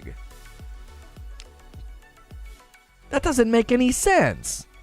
If you can get your most ardent fans hyped, that's a good starting point. If your most ardent fans say meh, you're effed. Yeah, but your most ardent fans are likely subscribed to YouTube and following on Twitter. You're slicing down. So you think they build all this and they're like, go gauge interest. And they're like, all right, we'll publish a blog. That's it? Well, yeah. I mean, we could set up a camera and do streams like we did in the past. We could easily have somebody record a quick 10-minute video just reading through the blog and showing the screenshots. We could tweet them out and see what people think there too. It would make the rounds on Reddit. Like the Anthem subreddit was actually pretty active. No, just do a blog. That doesn't make any sense at all. That's such a small slice of the community. Like, and again, the interest in this blog was so good that I heard about it. I wasn't even covering the game at the time, and I heard about this blog. So the blog was actually doing pretty good. But again, that's such a small slice to gauge interest with. That spreads everywhere and becomes a promise? Yeah, it did. It spread everywhere. The YouTubers were making videos. We covered it. We covered it because we were 100% Variety at that point. No, we were not. Why did we cover it? We were really late to that. No, we were not late to that. Yeah, we were no longer in Destiny in February, and this got canceled end of February. Yeah. Yeah, we covered it. We covered the cancellation of the project. BioWare was tweeting it. The reason why you don't see YouTube videos from them is because, like I said, it was very much proof of concept at that point. I feel like Anthem was really popular until the end game was pointless, and then there was hype, and it was getting fixed, but it dwindled with how long it took. Well, they apparently... Do you remember the inscriptions on the guns? Inscriptions were basically perks. So the perks on the guns were actually broken. So you would get like a rifle with perks for a shotgun on it. It made no sense. It was super weird. So it came out that was like a late ad or something. Or maybe I might be conflating my own theory with fact here. My recollection could be inaccurate, but my recollection is it came out that like that system was a late ad. They added that late stage and it was totally not ready. You would get guns with perks for other guns. It was like, what the frick is going on? It was one of their first fixes. One of the earliest fixes they did for the game was, oh man, we gotta fix that. What the frick, right? Like it literally launched with a perk system that didn't make any sense. So I always said, and this all came out in Jason Schreier's article. I was close to the truth. I always said that it felt like they didn't know the kind of game they were going to build. It was like, none of this makes any sense. If you were going to make an ongoing live service game, why didn't you have the perks set up right? Why didn't you have the difficulty settings set right? I remember being at the capture event, and I came back and told people that the end game was a question mark. Like, my Spidey sense, my Sherlock Holmes mind was like, they wouldn't give me a good answer about Endgame. if you're making a live service game and you can't give a content creator a concrete answer about the game in the month that it's coming out. I was in, where was that? Was that LA? It was LA, I think. I'm there the month the game comes out. And and you don't have a concrete answer for endgame. I came back and told people, I said, yeah, the endgame is a question mark. I couldn't get a good answer. Which, I remember people trying to crucify you for that. Well, yeah, because I came back and I said that the game was good. I said, but we have no idea. The end game is a giant question mark. Like, they wouldn't tell me anything, which I thought was strange. The month the game's coming out, your live service, and you don't have a roadmap, an outline, a structure, an answer for endgame. Like, what's endgame going to be like? And he was like, well, yeah, you know, it gets harder and you go up and the loot gets better. Well, okay, no, I got that. I gathered that. What's the end game going to look like, though? Is this the source of all of the gear? What do I do with that gear once I have it? Is there an ultimate end? What are you going to do after that? And, like, they just didn't have any answers. And it was, and from that point to the time that Schreier's article came out, we were constantly saying, man, it just really feels like they didn't know what kind of a game they were building. I got a raw deal because I defended the game, but I criticized other parts, right? Like, when this was one of the few times I strongly disagreed with SkillUp. Like, when SkillUp reviewed it, he like reamed out the story because he wanted BioWare Mass Effect level story, but then he kind of contradicts himself in the review because he would go back to the town and he didn't want to walk around and talk to everybody. I'm like, that's literally what Mass Effect is. You go to a town and you spend a large amount of time walking around and talking to people, which I actually thought there was some good voice acting and some very good stories back in the town. A lot of the side missions I thought had cool stories. The one guy splits himself into 3 versions of himself, and he's same voice actor representing like 3 different personalities. It was so dope, and that was all present before he split himself. Like, the voice acting and the writing actually was, I thought, very good for that aspect. But I remember being irritated with people. I was like, that's not the problem. You're looking at the wrong thing. You're looking at a live service game and you're like, I can't believe the story's basic. Of course the story's basic. It's a live service. It's going to be ongoing. That's not the problem. The problem is that there's no end game. There's no end game. There's nothing here. The inscriptions aren't working right. Like, all the reviews were so pedestrian. They were so basic. They were so thoughtless. It was like, the problems with this game are 85 miles deep, and you're talking about the grass wasn't cut right. It's like, you're not even getting below the surface of this game. You're playing it like a cover-based shooter. You wanted a BioWare level story that you would only get from like a single-player RPG game, not a game that you play with other people, not a game that was intended to go on for long periods of time with like seasons or whatever the frick they had planned, cataclysms, the events. It's like, and I got told that I was like an apologist and like, oh, you're just defending the game. You're being paid to make this content. It's like, no, I'm not.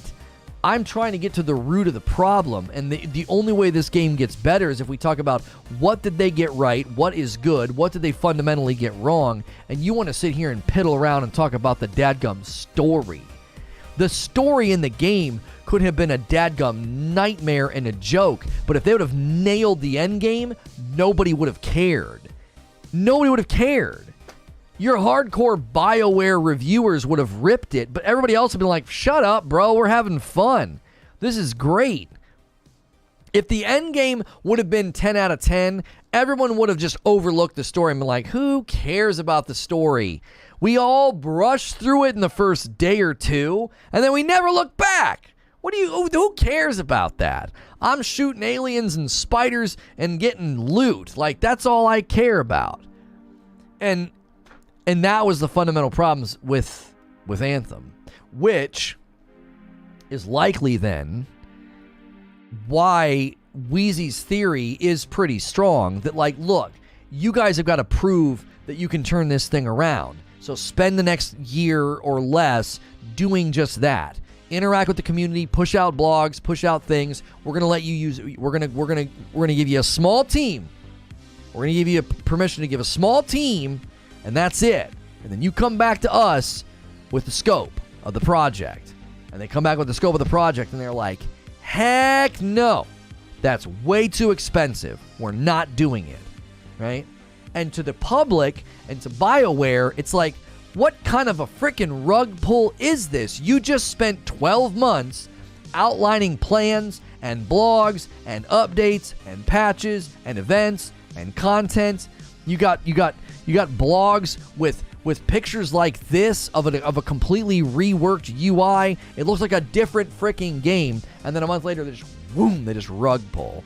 This is why I theorized that it wasn't as simple as, hey, that's too expensive. I theorized it was related to the Ironman game. That somebody somewhere was like, listen, they have everything we need over there. If we're going to make an Ironman game, one of the primary pieces of feedback we consistently heard about Anthem is, this really makes me want an Ironman game. The Anthem Ranger is literally Iron Man. He moves like Iron Man, like right out of the movie, like one-to-one frame animations. I wouldn't be surprised if you went and took some of those scenes from the first Iron Man movie and put them side by side with the Ranger. They're like one-to-one animations. The game would have ended up in the exact same place, the dumpster. We can't do this, but it's going to need a team of... we can do this, but it's going to need a team of 1,000 and a budget of $7 billion. The story could have been amazing and epic, and it wouldn't have mattered. The game would have ended up in the exact same place, a dumpster. Right, to say it another way, Eugene, I agree. They could have made a spectacular story, and it wouldn't have frickin' mattered. It wouldn't have mattered, because it was like there was nothing there. I never got a reply from a YouTuber before. Some guy got really excited because we replied to him on one of the YouTube channels. I think they focused a little too hard on story and expressions because they were still recovering from the Faces debacle in Mass Effect. But it's not Mass Effect. The primer and the detonating thing wasn't on everyone's radar because it's a new IP. There were tons of guides and stories about how it wasn't explained. Even Lono said something about it. Yes, one of my primary criticisms for Anthem was they did not explain detonators and primers. Most of my footage from the capture event is freaking terrible because I'm using my gun the whole time. I'm not priming. I'm not detonating. It wasn't until I got on the Colossus, and I think I was hanging out with Fallout Plays. I was sitting with him, and he's like, oh, you got to do this and this and this. And I was like, oh, and I started doing it, and I was like, oh my gosh. I was like, this is like a different game. I was like, what? I remember I hopped in the Discord and I told everybody, I was like, after I flew around with the Ranger, I was like, I think there's something here. I played for 10 minutes as the Ranger. I got in the Discord with my mods. I was like, I think there's something here. This game feels really good. And that's what everybody said. It felt amazing to fly. It felt amazing to do all the stuff. And so I remember finding out near the end of the capture event that I was basically playing the wrong way. And that was one of my primary criticisms. I even gave them that feedback. I was like, the first thing you need to do after they fly and land and feel cool is have a bloop, a pop-up. Detonators and primers. And you detonator, whoosh, boom, primer. Oh, like all the light bulbs would have went off. And people were like, well, there's a tutorial in the menu. If you go and pause it and you go to the Rolodex and then you scroll down. Shut up. No one's doing that. Where's the tutorial? Where's the walkthrough? I can't agree. It was one of the first noticeable aspects of the game. I agree that it wasn't working as intended at launch, but it was fixed. Well, no, I don't know if that's what he's saying. I think Akuta Papa is saying they didn't teach anybody about it. Vice versa, primer and then detonator. Well, yeah, you know what I'm saying. You prime them and then you detonate. And you have to use different weapons, different icons, different abilities to even make it frickin' work. And they didn't even explain that either. Even once you figure it out, you don't necessarily even understand it. They never explain the icons. There were people putting out guides and tweets and stuff being like, yeah, this is what these icons mean. It's like, why isn't that in the game? Why is that not in the game? It just doesn't make any sense. Same thing. They did the same thing in Mass Effect Andromeda. Maybe that's what they thought. They thought everybody was going to come over from Andromeda and just already have that baked into their brain, maybe. Listen to Lono. It wasn't noticeable. There was no guide or anything showing you that you could use them for massive damage. Tutorial systems for Anthem were bad. Yeah. It was awful. Like, they didn't explain any of it. It was truly, truly like, what is this? What is this meant to be? It felt odd. Like, go watch SkillUp's review of the game. It's actually quite interesting because he plays the game in a really, really strange way. He plays the game like it's a cover-based shooter. I think at some point he even complains about a lack of cover in his review. I don't want to misquote him, but my memory is that SkillUp complains about a lack of cover in Anthem. Why? They didn't explain the combat to anybody, so he was playing it like a cover-based shooter. So he didn't understand that he's supposed to be like zipping and flying around and doing primers and detonators and blowing people, just blowing them away. He's sitting there just chiseling everything down and every once in a while doing his abilities, and everything felt really weak. It was like, I don't understand this game at all. And so even the gameplay didn't land on him because, and I faulted the developers for this. It's like, why wouldn't you explain that to people? It's the fundamental centerpiece to the combat, and you couldn't put a 5-minute tutorial in? That's just more of what's to expect from a game that was so mismanaged. Not even a trailer had cover in it. Yeah. There was no need for cover. So many guns are weak complaints. Yeah, people are like, the guns are weak. I don't get it. I don't understand it. Well, yeah. They're meant to be like complementary.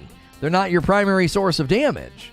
Dude, I got to the point where I had this build with my Colossus where I would slam the ground and I would prime everything. Actually, I had this shock coil thing that would prime and then I would just punch the ground. Be like, gzz, gzz, gzz, gzz, everything's getting primed, and I'd be like, shh, boom, combos, and then it would heal me. I think it would also heal me. It was so fun. If you got into a good loop of the combat, it was absolutely fun. You could do it for hours. You could absolutely do it for hours. It was a blast. I would just run from public event to public event to public event. Now, I have a question for you guys about the Ironman game leak. Let's kind of get things back on Ironman, okay? I'm curious what you guys think about this. Are there some superheroes that are not conducive to a video game? Primarily, I'm thinking about people like Superman and Iron Man who fly incredibly fast and are really strong and like really, really at some level kind of overpowered. Do you think there are some superheroes that are not conducive to a video game?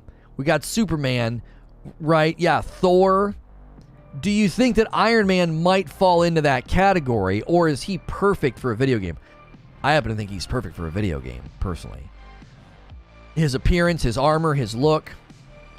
Like, I mean, look at that. I mean, that's it right there. You're almost done. How do you do a Flash game? Yeah, the Flash, exactly. How do you do the Flash? How do you do Superman? Yeah. Hulk, I think you could do a Hulk game. Yeah. Green Lantern? No, Green Lantern would work. All the different abilities, I think Green Lantern would be awesome. Iron Man, Superman, Captain America, Flash come to mind. Oh, golly, a Captain America game would be awesome. Melee-based combat with the shield and stuff? Yeah, I think a Cap game would be amazing.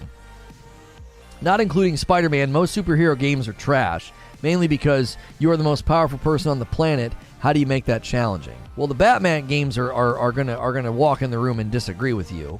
And then there's 2 Spider-Man games. And then there's Guardians of the Galaxy. There's actually quite a few superhero games that have done very well and have been received very well. There's Avengers and then a bunch of old superhero games that are not very good.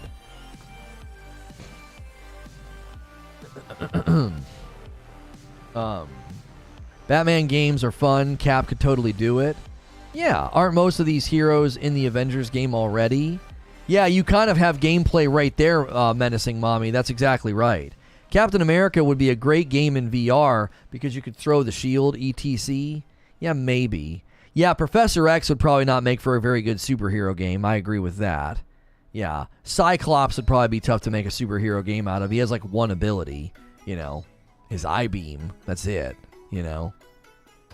I'd like to see Ant-Man game. Think of the possibilities. Can you imagine an Ant-Man game and like do it in the art style of It Takes Two?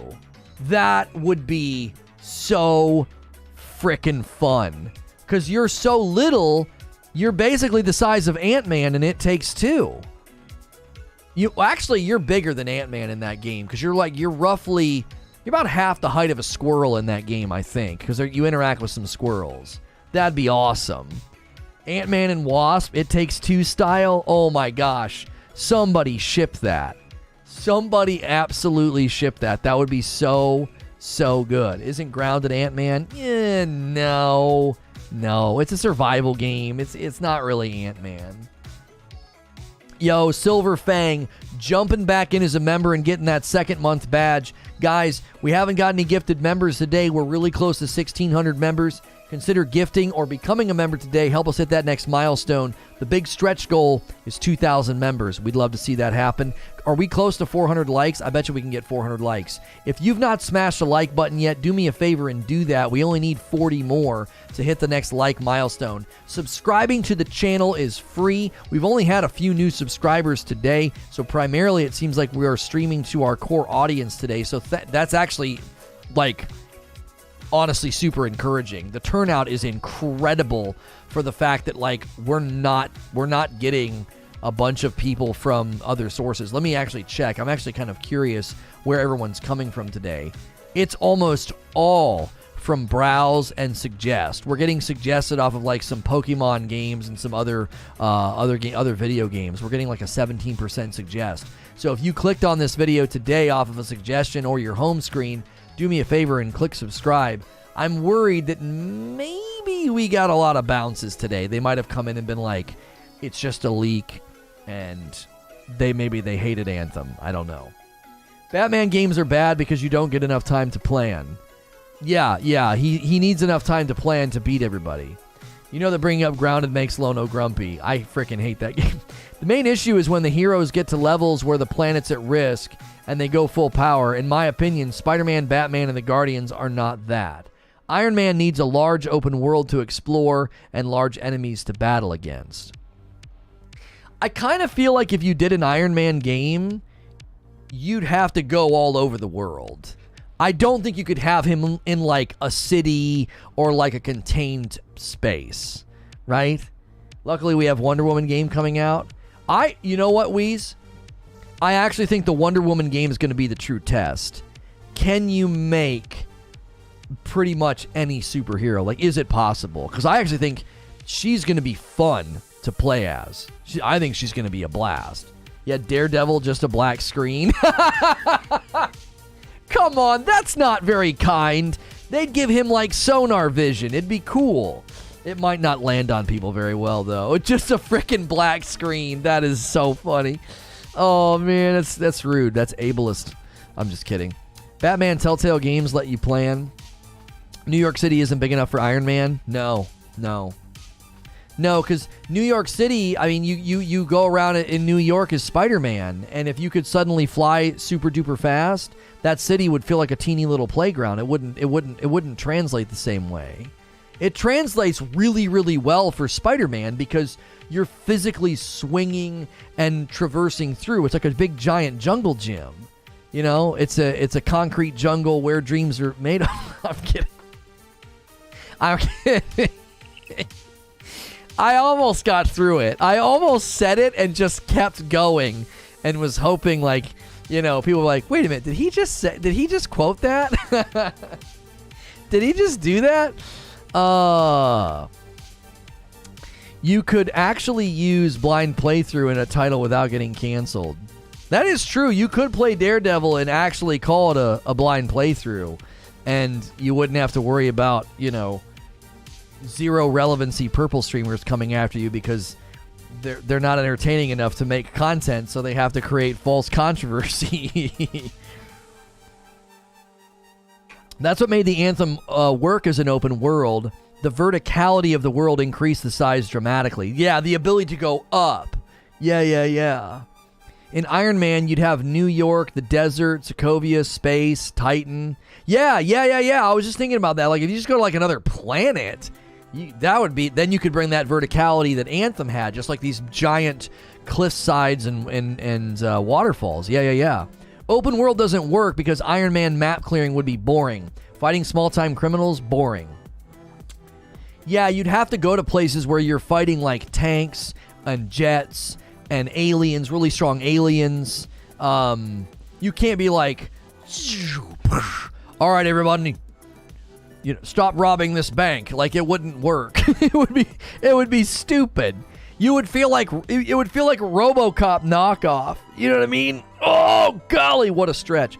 It'd feel like a RoboCop knockoff. You'd be like stopping like small-time criminals with your weapons that are strong enough to like fight Thanos, and you're like, well, we can't have these guys robbing little old ladies and local stores. It'd have to be an invasion of Earth. Yeah, either an invasion of Earth or you get thrown through some portal and you end up on some planet. Maybe you and Doctor Strange are hanging out and something happens and he all of a sudden you'll fly through time and space. You end up in some weird place. Imagine a roguelike game. You play as Thanos fighting Avengers, go collecting Infinity Stones, and you snap at the end. Yeah. It's a very different kind of rogue. You're like, I'm inevitable. And then you go back to the beginning. You're like, well, let's do it all over again. The Skrulls would work for a more robust enemy. Yeah, that would work. I mean, I think you'd probably want to root it in an actual comic, like what they're doing with Spider-Man. Did you guys know that Candyman is going to be the voice of Venom in Spider-Man 2? I believe his name is Tony Todd. He showed up in Star Trek The Next Generation the other night. I was like, is that Candyman? So I look it up. I'm like, I know that voice. I know that he has such a unique face shape. Even they had him as a Klingon. They had him as a freaking Klingon. And I was like, it's Worf's brother, I think. And I was like, wait a minute. Oh, that's Candyman. He's the voice of Venom in Spider-Man 2, the video game. He's actually voiced a lot of characters in video games.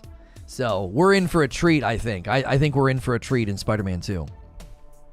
Does Gollum count as a superhero? Because that seems like a character that should never have a video game. Yes, Kern. Oh, his name's Kern.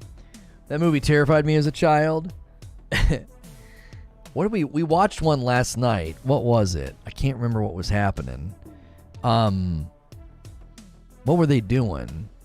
They were afraid they couldn't do something. They were afraid that he was getting his hair cut, and Riker had just got his hair cut, and oh yeah, they were getting tricked.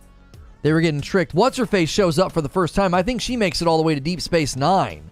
She's got like the thing on her nose. She's real pretty. She's like the earring. Yeah. And the one, there was like another captain that was like doing bad stuff. You know what bugs me? When the series go back to 1 and 2, even though it's 5, 6, and 12th century. Ensign Ro. Yeah. Ro. Yeah. Yeah, doesn't she end up in the series for a while, or am I wrong? I might be thinking of another character. I feel like she has a long trajectory, and she ends up in another Star Trek. She doesn't just stay in Next Generation. I might be misremembering or thinking of someone else. She's there for a bit. Spider-Man 2 makes me think of a PS1 title. Iron Man can break March 1st. Say he only does just over... Iron Man can break Mach 1. Say he only does just over Mach 1. He can cross New York City in about 1.5 minutes. She's more recurring later in the Next Generation. She shows up quite a bit over the series. I must be thinking of somebody else, because I thought she ended up in like Deep Space Nine or something. I'm thinking of another character, I think. She looks so familiar. She's from something, isn't she? She was supposed to be on Deep Space Nine, but it didn't work, so they created a new Bajoran woman, second in command. Isn't that Bajoran really look a lot like her, too? Maybe that's why I'm thinking that. That's probably why I'm thinking it.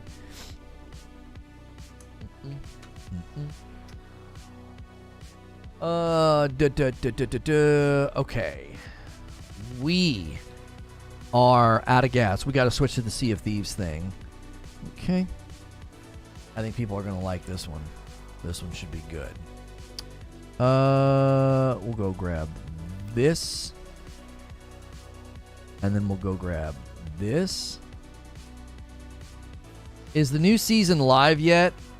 Like, they had maintenance. They had maintenance, and I don't know if it's live yet. I haven't checked. I downloaded the game last night on my Xbox to make sure everything was up to date. I'm assuming there is Season 7 gameplay bot. I'm assuming that there's going to be like an update I have to download. I'm assuming.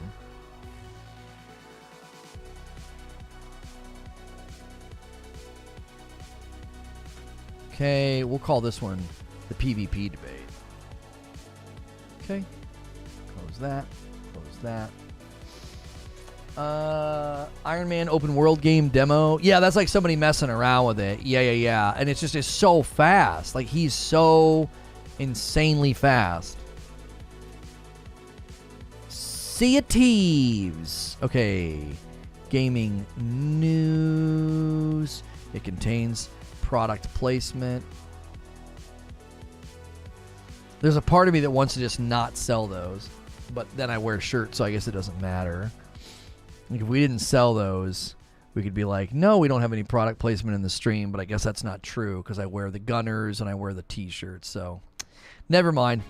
I have to mark every stream as being sponsored, which is such a stupid thing to claim. It's not that it's sponsored, that's false. It's that I have product placement in the stream. And sadly, that they reskinned the Superman demo. Yeah, a lot of people were doing that. They're struggling to schedule streams today. It has to do it on the retry. It gets it on the retry, but YouTube acting a little squirrely today. Just a teeny bit squirrely. Like, everything is super slow. Yo, a 12-month milestone for Minstree. Thank you so much, Minstree. And for doing a Tier 2. If we get 100 Tier 2 members, I'm going to launch a new segments for Tier 2 members and above. We need like 30-something more people to upgrade from Tier 1 to Tier 2. You also get into the VIP room, and you can get potentially game codes and other things. Why did we have a huge viewer spike just now? Did we get a huge blip and everybody had to refresh, or did we get raided or something? Sea of Thieves, can't wait for this. There will be people here who are going to stream snipe you Sea of Thieves style after you did the griefing talk the other day. Yeah, I know. That's okay. More than likely, the next stream is gonna be me talking about how I was actually wrong. I'm completely changing my position on the Sea of Thieves debate. Lono versus MJ Bulls coming soon. Jordan will drop 90 points on Lono in 2K. That's the new segment. Yeah. No, I'm gonna let Tier 2s suggest really tough games, and we're gonna call it like tough tiers for Tier 2. Like, I have to play tough games, and we'll just record it and upload. So, yeah, we were down in the 370s, and we suddenly spiked up to 420. That was really awkward. I think we had a blip, and everybody had to refresh. And when people do that, it acts funky with the view count. Please pick Cuphead Tier 2s. There you go. We need 18 more likes for 400 likes. Do me a favor and smash that like button if you've been enjoying today's stream. Two final discussion questions for us to bat around about an Ironman game. If you're not familiar, there was an Ironman game leak that came from two notable leakers, Jeff Grubb and Tom Henderson. I am speculating that because it's from EA, it is related to Anthem and the Anthem cancellation when they were doing Anthem Next and Anthem 2.0. Now, I got pushback from some people that said it's probably far more likely that the Anthem thing got shuttered and canceled because they looked at the money and they were like, we're not going to make any money, okay? My final discussion questions about the Anthem, excuse me, I misspoke, about the Ironman game, the Ironman game leak. Which dev would you like to see in charge of the Ironman game, and what style should it be? We kind of talked about it earlier, but I didn't really read anybody's comments. So is there a developer that you think should be in charge, and what kind of game should it be? Lots of people were saying action adventure. Some people were questioning whether or not you could do like live service or MMO. Got to step and find some lunch. Be back for Sea of Thieves. All right, Willie. Conk says Respawn. I could get behind that. I would really, I think Respawn would do a really, really good job with an Iron Man game. I think they would do a good job with an Iron Man game, for sure. Why don't I like Grounded? I found it to be annoying and pesky. I thought the content loop was stupid. We constantly got attacked by big, ugly, annoying bugs, and it was very frustrating. It looked like it was going to be like a super laid-back, casual game, and it's not. I mean, obviously we were drinking, but even before we had a few drinks, I was like, this is really irritating. Everything's very strong. I don't know. And we kept getting told by people that we were playing wrong, and I was like, we literally are in the opening area. I wandered 5 feet, and I'm being attacked. And not just attacked, I'm being, like, aggressive. Like, the enemies were hyper-aggressive. Isn't that the premise? If that's the premise, then I think the game sucks. That's a terrible premise. The trajectory of difficulty in that game is stupid. It just doesn't make any sense. If you want it to get harder with time, if you want to have its scope and its scale on a trajectory of, like, you've got more stuff, you're doing more stuff, the enemies are harder now, that's cool. 5 minutes into the game, it's like that? No. That's no. You can't.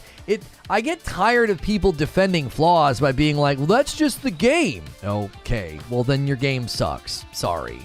You know what I'm saying? No Man's Sky is a survival game. I don't boot up No Man's Sky, and within 5 minutes of playing the game, I'm getting attacked by some giant elephant dinosaur, and they're like, it's a survival game, bro. Like, that's not, no. It's not. No one plays No Man's Sky and has that experience. It doesn't need to be that way. You know, YouTube must be absolutely crapping the bed. We are just hemorrhaging viewers, and I do not think it's because we've run out of things to talk about with Iron Man. We are in an absolute free fall. There must be something happening. If you guys are having to refresh and you're having trouble watching, I apologize. It is not me.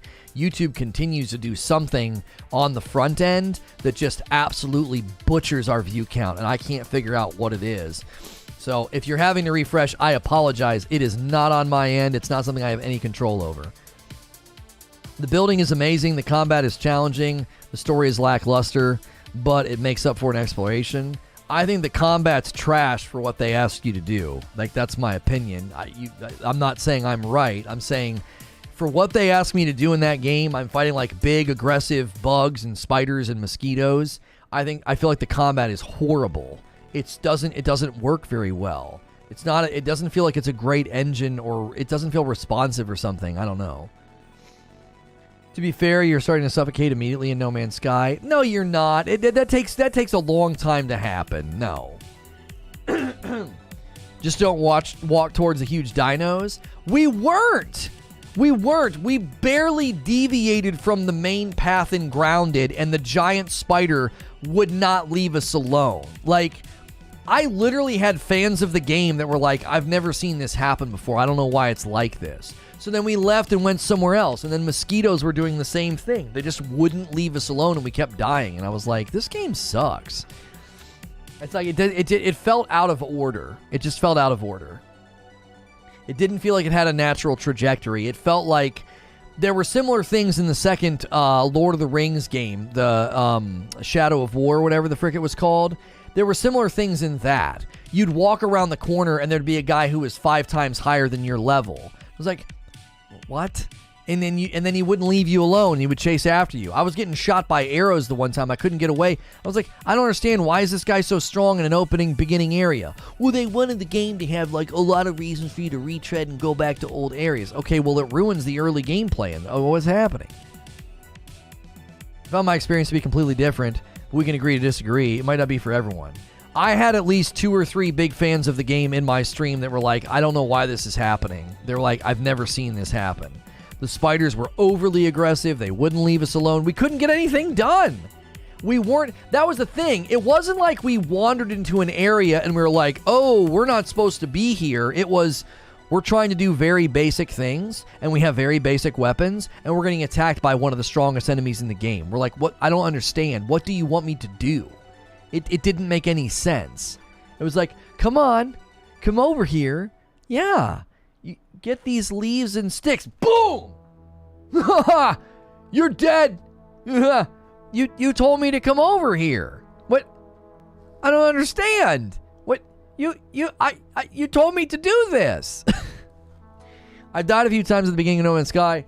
That's part of what makes the game a fun experience. They just jump you in the middle of nowhere. I feel like dying in the beginning of No Man's Sky is really, really hard. You have to just you have to lose the lottery, basically. Right? You have to be on like a horrible, toxic, awful planet with storms. Grounded isn't like that. Everybody starts in the same place. They could tone back the aggro reach of the spiders. They could make the spiders less aggressive. They could move them back a teeny bit. They're right there at the beginning. Last time I tried it on survival mode, I was dying instantly.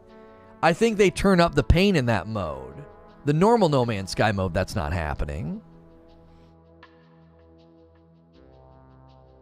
Losing the lottery is a lot easier than winning the lottery. That's true. That's true. I can lose the lottery every day. I'm real good at it. Buy a ticket. Oh, I lost. Buy a ticket. Man, I lost again. Spiders come at different times of the day. Okay. It's entirely possible that we just got incredibly unlucky, but we were doing the early game content loop of foraging and leveling, and we couldn't take 5 steps without those spiders messing with us. It was so annoying. I looked at chat, I took chat's advice, I tried different things, and we just kept running into them. It was so stupid. I was like, this is dumb. Anthem 2.0. So if you're just tuning in, the Ironman game leak that took place, there was an Ironman game leak that has happened, and according to Jeff Grubb, EA is working on a brand new single-player Marvel game, and it's not Black Panther, it's another one. And then Tom Henderson came in and said he's hearing that EA is working on an Iron Man game. So they're kind of very loosely and lightly corroborating each other's leaks. I speculated that Anthem 2.0, Anthem Next, all that stuff they were working on with Anthem, got shuttered and repurposed for an Iron Man game. That's my theory. We've been kind of debating it for the past couple of hours. It's been a really fun stream, a lot of great back and forth, and that's what we've been doing. We're getting ready to shift gears to talk about why I think I was wrong about Sea of Thieves. We had a really great debate yesterday about that game, and I have had my mind changed in a members-only stream. I had my mind changed, and I'm thinking very differently about that game. There's a freaking gnat in here! I just hit my mic. I absolutely hate gnats. I've never had them in my office. The dungeon that I used to stream into way back in the day always had flies and gnats down there because it was like a basement, and they would get in through like the dryer, where the dryer tube went outside. They would always get in through there. Ow, my ear. I mean, it happens. You just reset. I mean, yeah. Listen, if you like Grounded, if you think Grounded's a great game, don't take it personal. We had a terrible experience with it, and I've just never gone back. Now, I know that they've recently, is it fully launching soon, or it did, or something? Yeah, it's fully launching soon. Ikelos Shotgun, Sunsetting, Sea of Thieves, what's the next notch on the belt?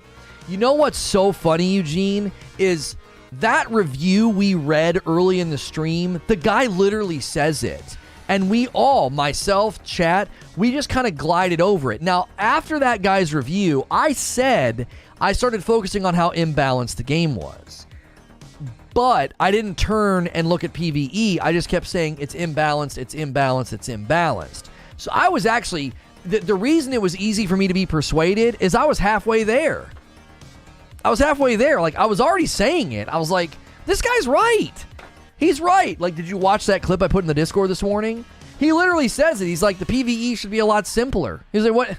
It doesn't make any sense. He's been playing the game for thousands of hours, and he said it, and it really resonated with me. And I was like, that's exactly right. That's the problem. I just never thought to turn and, like, set my sights on it. Like, yeah, it's your fault. You're the problem in the room. I've always been pointing at the PvP.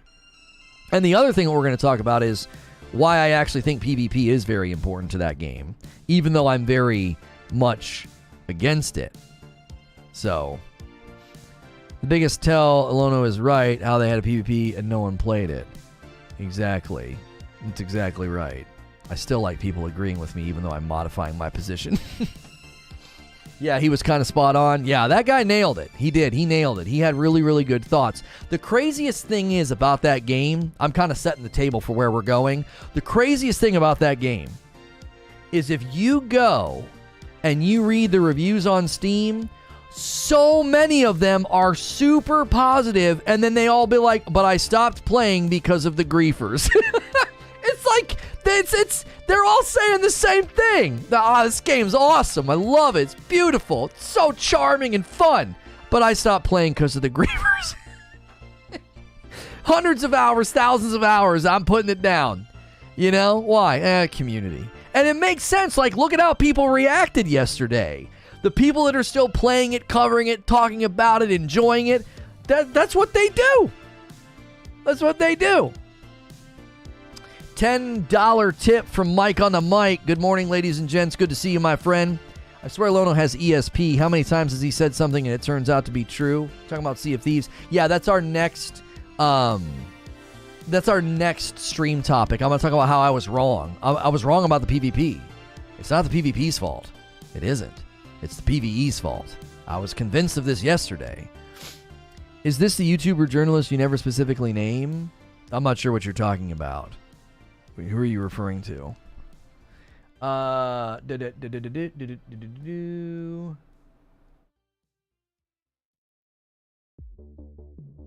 Let's ride.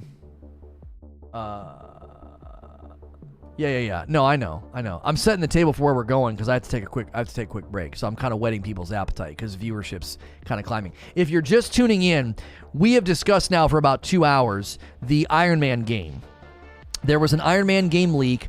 I believe that Anthem 2.0, or at the time they called it Anthem Next, I believe it was shuttered in part in relation to the fact that EA got the rights to make an Ironman game, and they're going to use the pieces and the parts of Anthem that looked so much like Iron Man. This is footage of a ranger flying around, which I could totally clickbait people like, this is it, guys. This is leaked footage of Iron Man. You can see there the jets on his back and his feet. This is one of the early mock test models that he used. And people would be like, oh my gosh, it's the Iron Man game. No, this is Anthem. And I believe just that little spin there that he does, I believe that this is, that they're going to use this for the Iron Man game. I fully believe that. And we've been discussing and debating it for a while now. This morning, we asked the question like, which developer would you want working on it? Some people said Insomniac. Some people said Respawn. Some people talked about, hey, what if it was an open world game? What if it was an MMO? So that's what we've been talking about. That's a very, very quick recap. And I'm going to quickly run upstairs and use the restroom and hit some ads. We almost never run ads on the channel. Typically, when you're on YouTube, you're going to get an ad at the beginning, the middle, and the end of a video. And we don't do that, only when I step away, okay? That's why we continue to ask people to consider becoming a paying member. You get into members-only content. You get to use emotes in chat. You get increased access to my Discord. And it supports me directly. You get all that, and it's $5 a month. So consider doing that. Maybe gift some members. Let's get some people gifted. If you guys that like gifting members want to wait till later, we do like gifting them right before the members-only content because then we get to drag the most loyal viewers with us. So if you're a gray name right now and you don't have a membership, stick around. That's one of the best times to get a gifted membership if you're here all the way up to the end. So the next thing we're going to do is talk about Sea of Thieves, why I was wrong. Then we're going to check out the brand new season. So give me a quick second. I'll be right back. And I am going to hit some ads. Actually, no, I'm not going to hit ads. We're actually not going to do that. I'm gonna stop doing that. I don't think it's worth it. So I'll be right back. Don't go anywhere. Smash likes, subscribe if you haven't done it, and stick put, stay put. Stick with me. I'll be right back.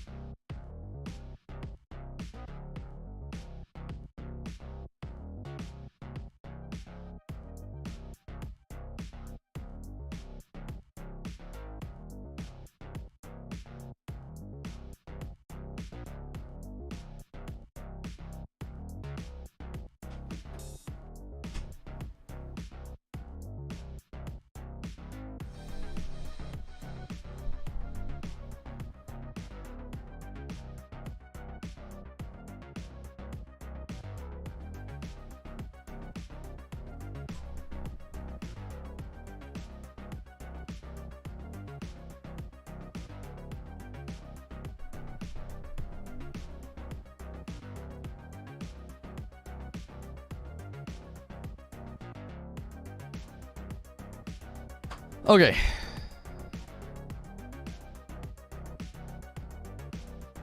I had to get my Xbox. And that's probably going to turn on the Xbox soundboard. No, it didn't. Okay.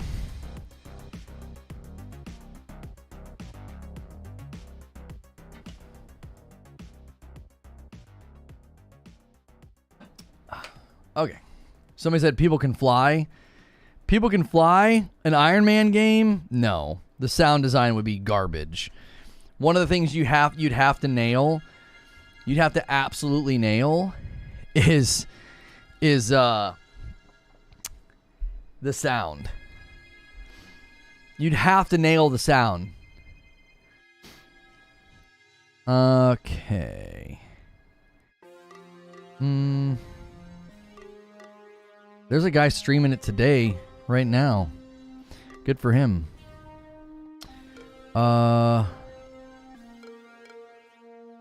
Go back to their channel, and I liked this video.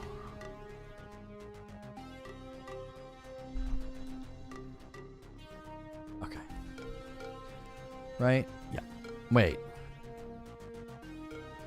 Okay, I was like, how's it on that screen again? I was like, there's no way I did that by accident. Okay. Love the shirt. Thank you, A9. Make sure and use my code over at 80s Tees if you guys ever go over there. Code Lono for 30% off. Okay, we'll do that. We'll do this. And then let me get my tweet sent. I wonder if a bunch of these guys are going to come back from yesterday and be like, oh yeah? You were wrong? Right? All right.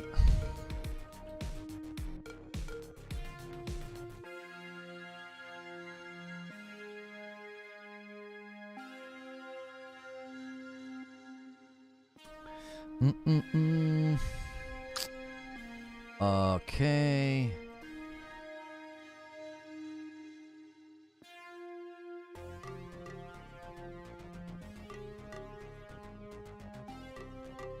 Sea of Thieves. Okay.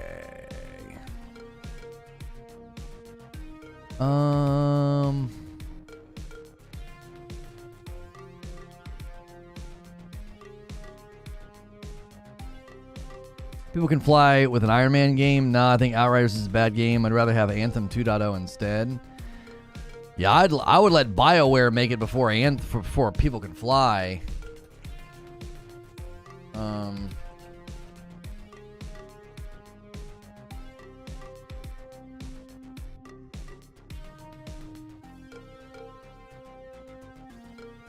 Okay, send that. Let me hit up the Discord.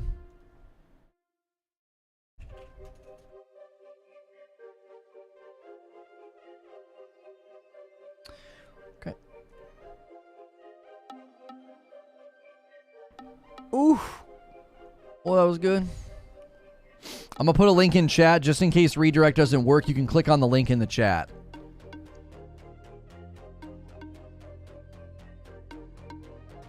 Sea of Thieves Season 7 is here, and we just debated PvP, and I've already changed my mind about it, actually. We read a review from somebody with like over 1,000 hours in the game, and I had a members-only discussion with my members that really changed what I think. I'm not blaming PvP anymore. I actually think the problem is PvE. I'm going to give you a quick breakdown right here at the beginning of the video. These videos tend to be longer because they are live streams, but do me a favor and hit subscribe and the bell button if you missed the discussion. We'll also be diving into Sea of Thieves Season 7 gameplay. We'll be doing that live on stream, and I want to walk through why I changed my mind with you guys right here at the beginning. I'm going to end the previous stream. We were looking at the Ironman game leak and why I believe it's related to Anthem.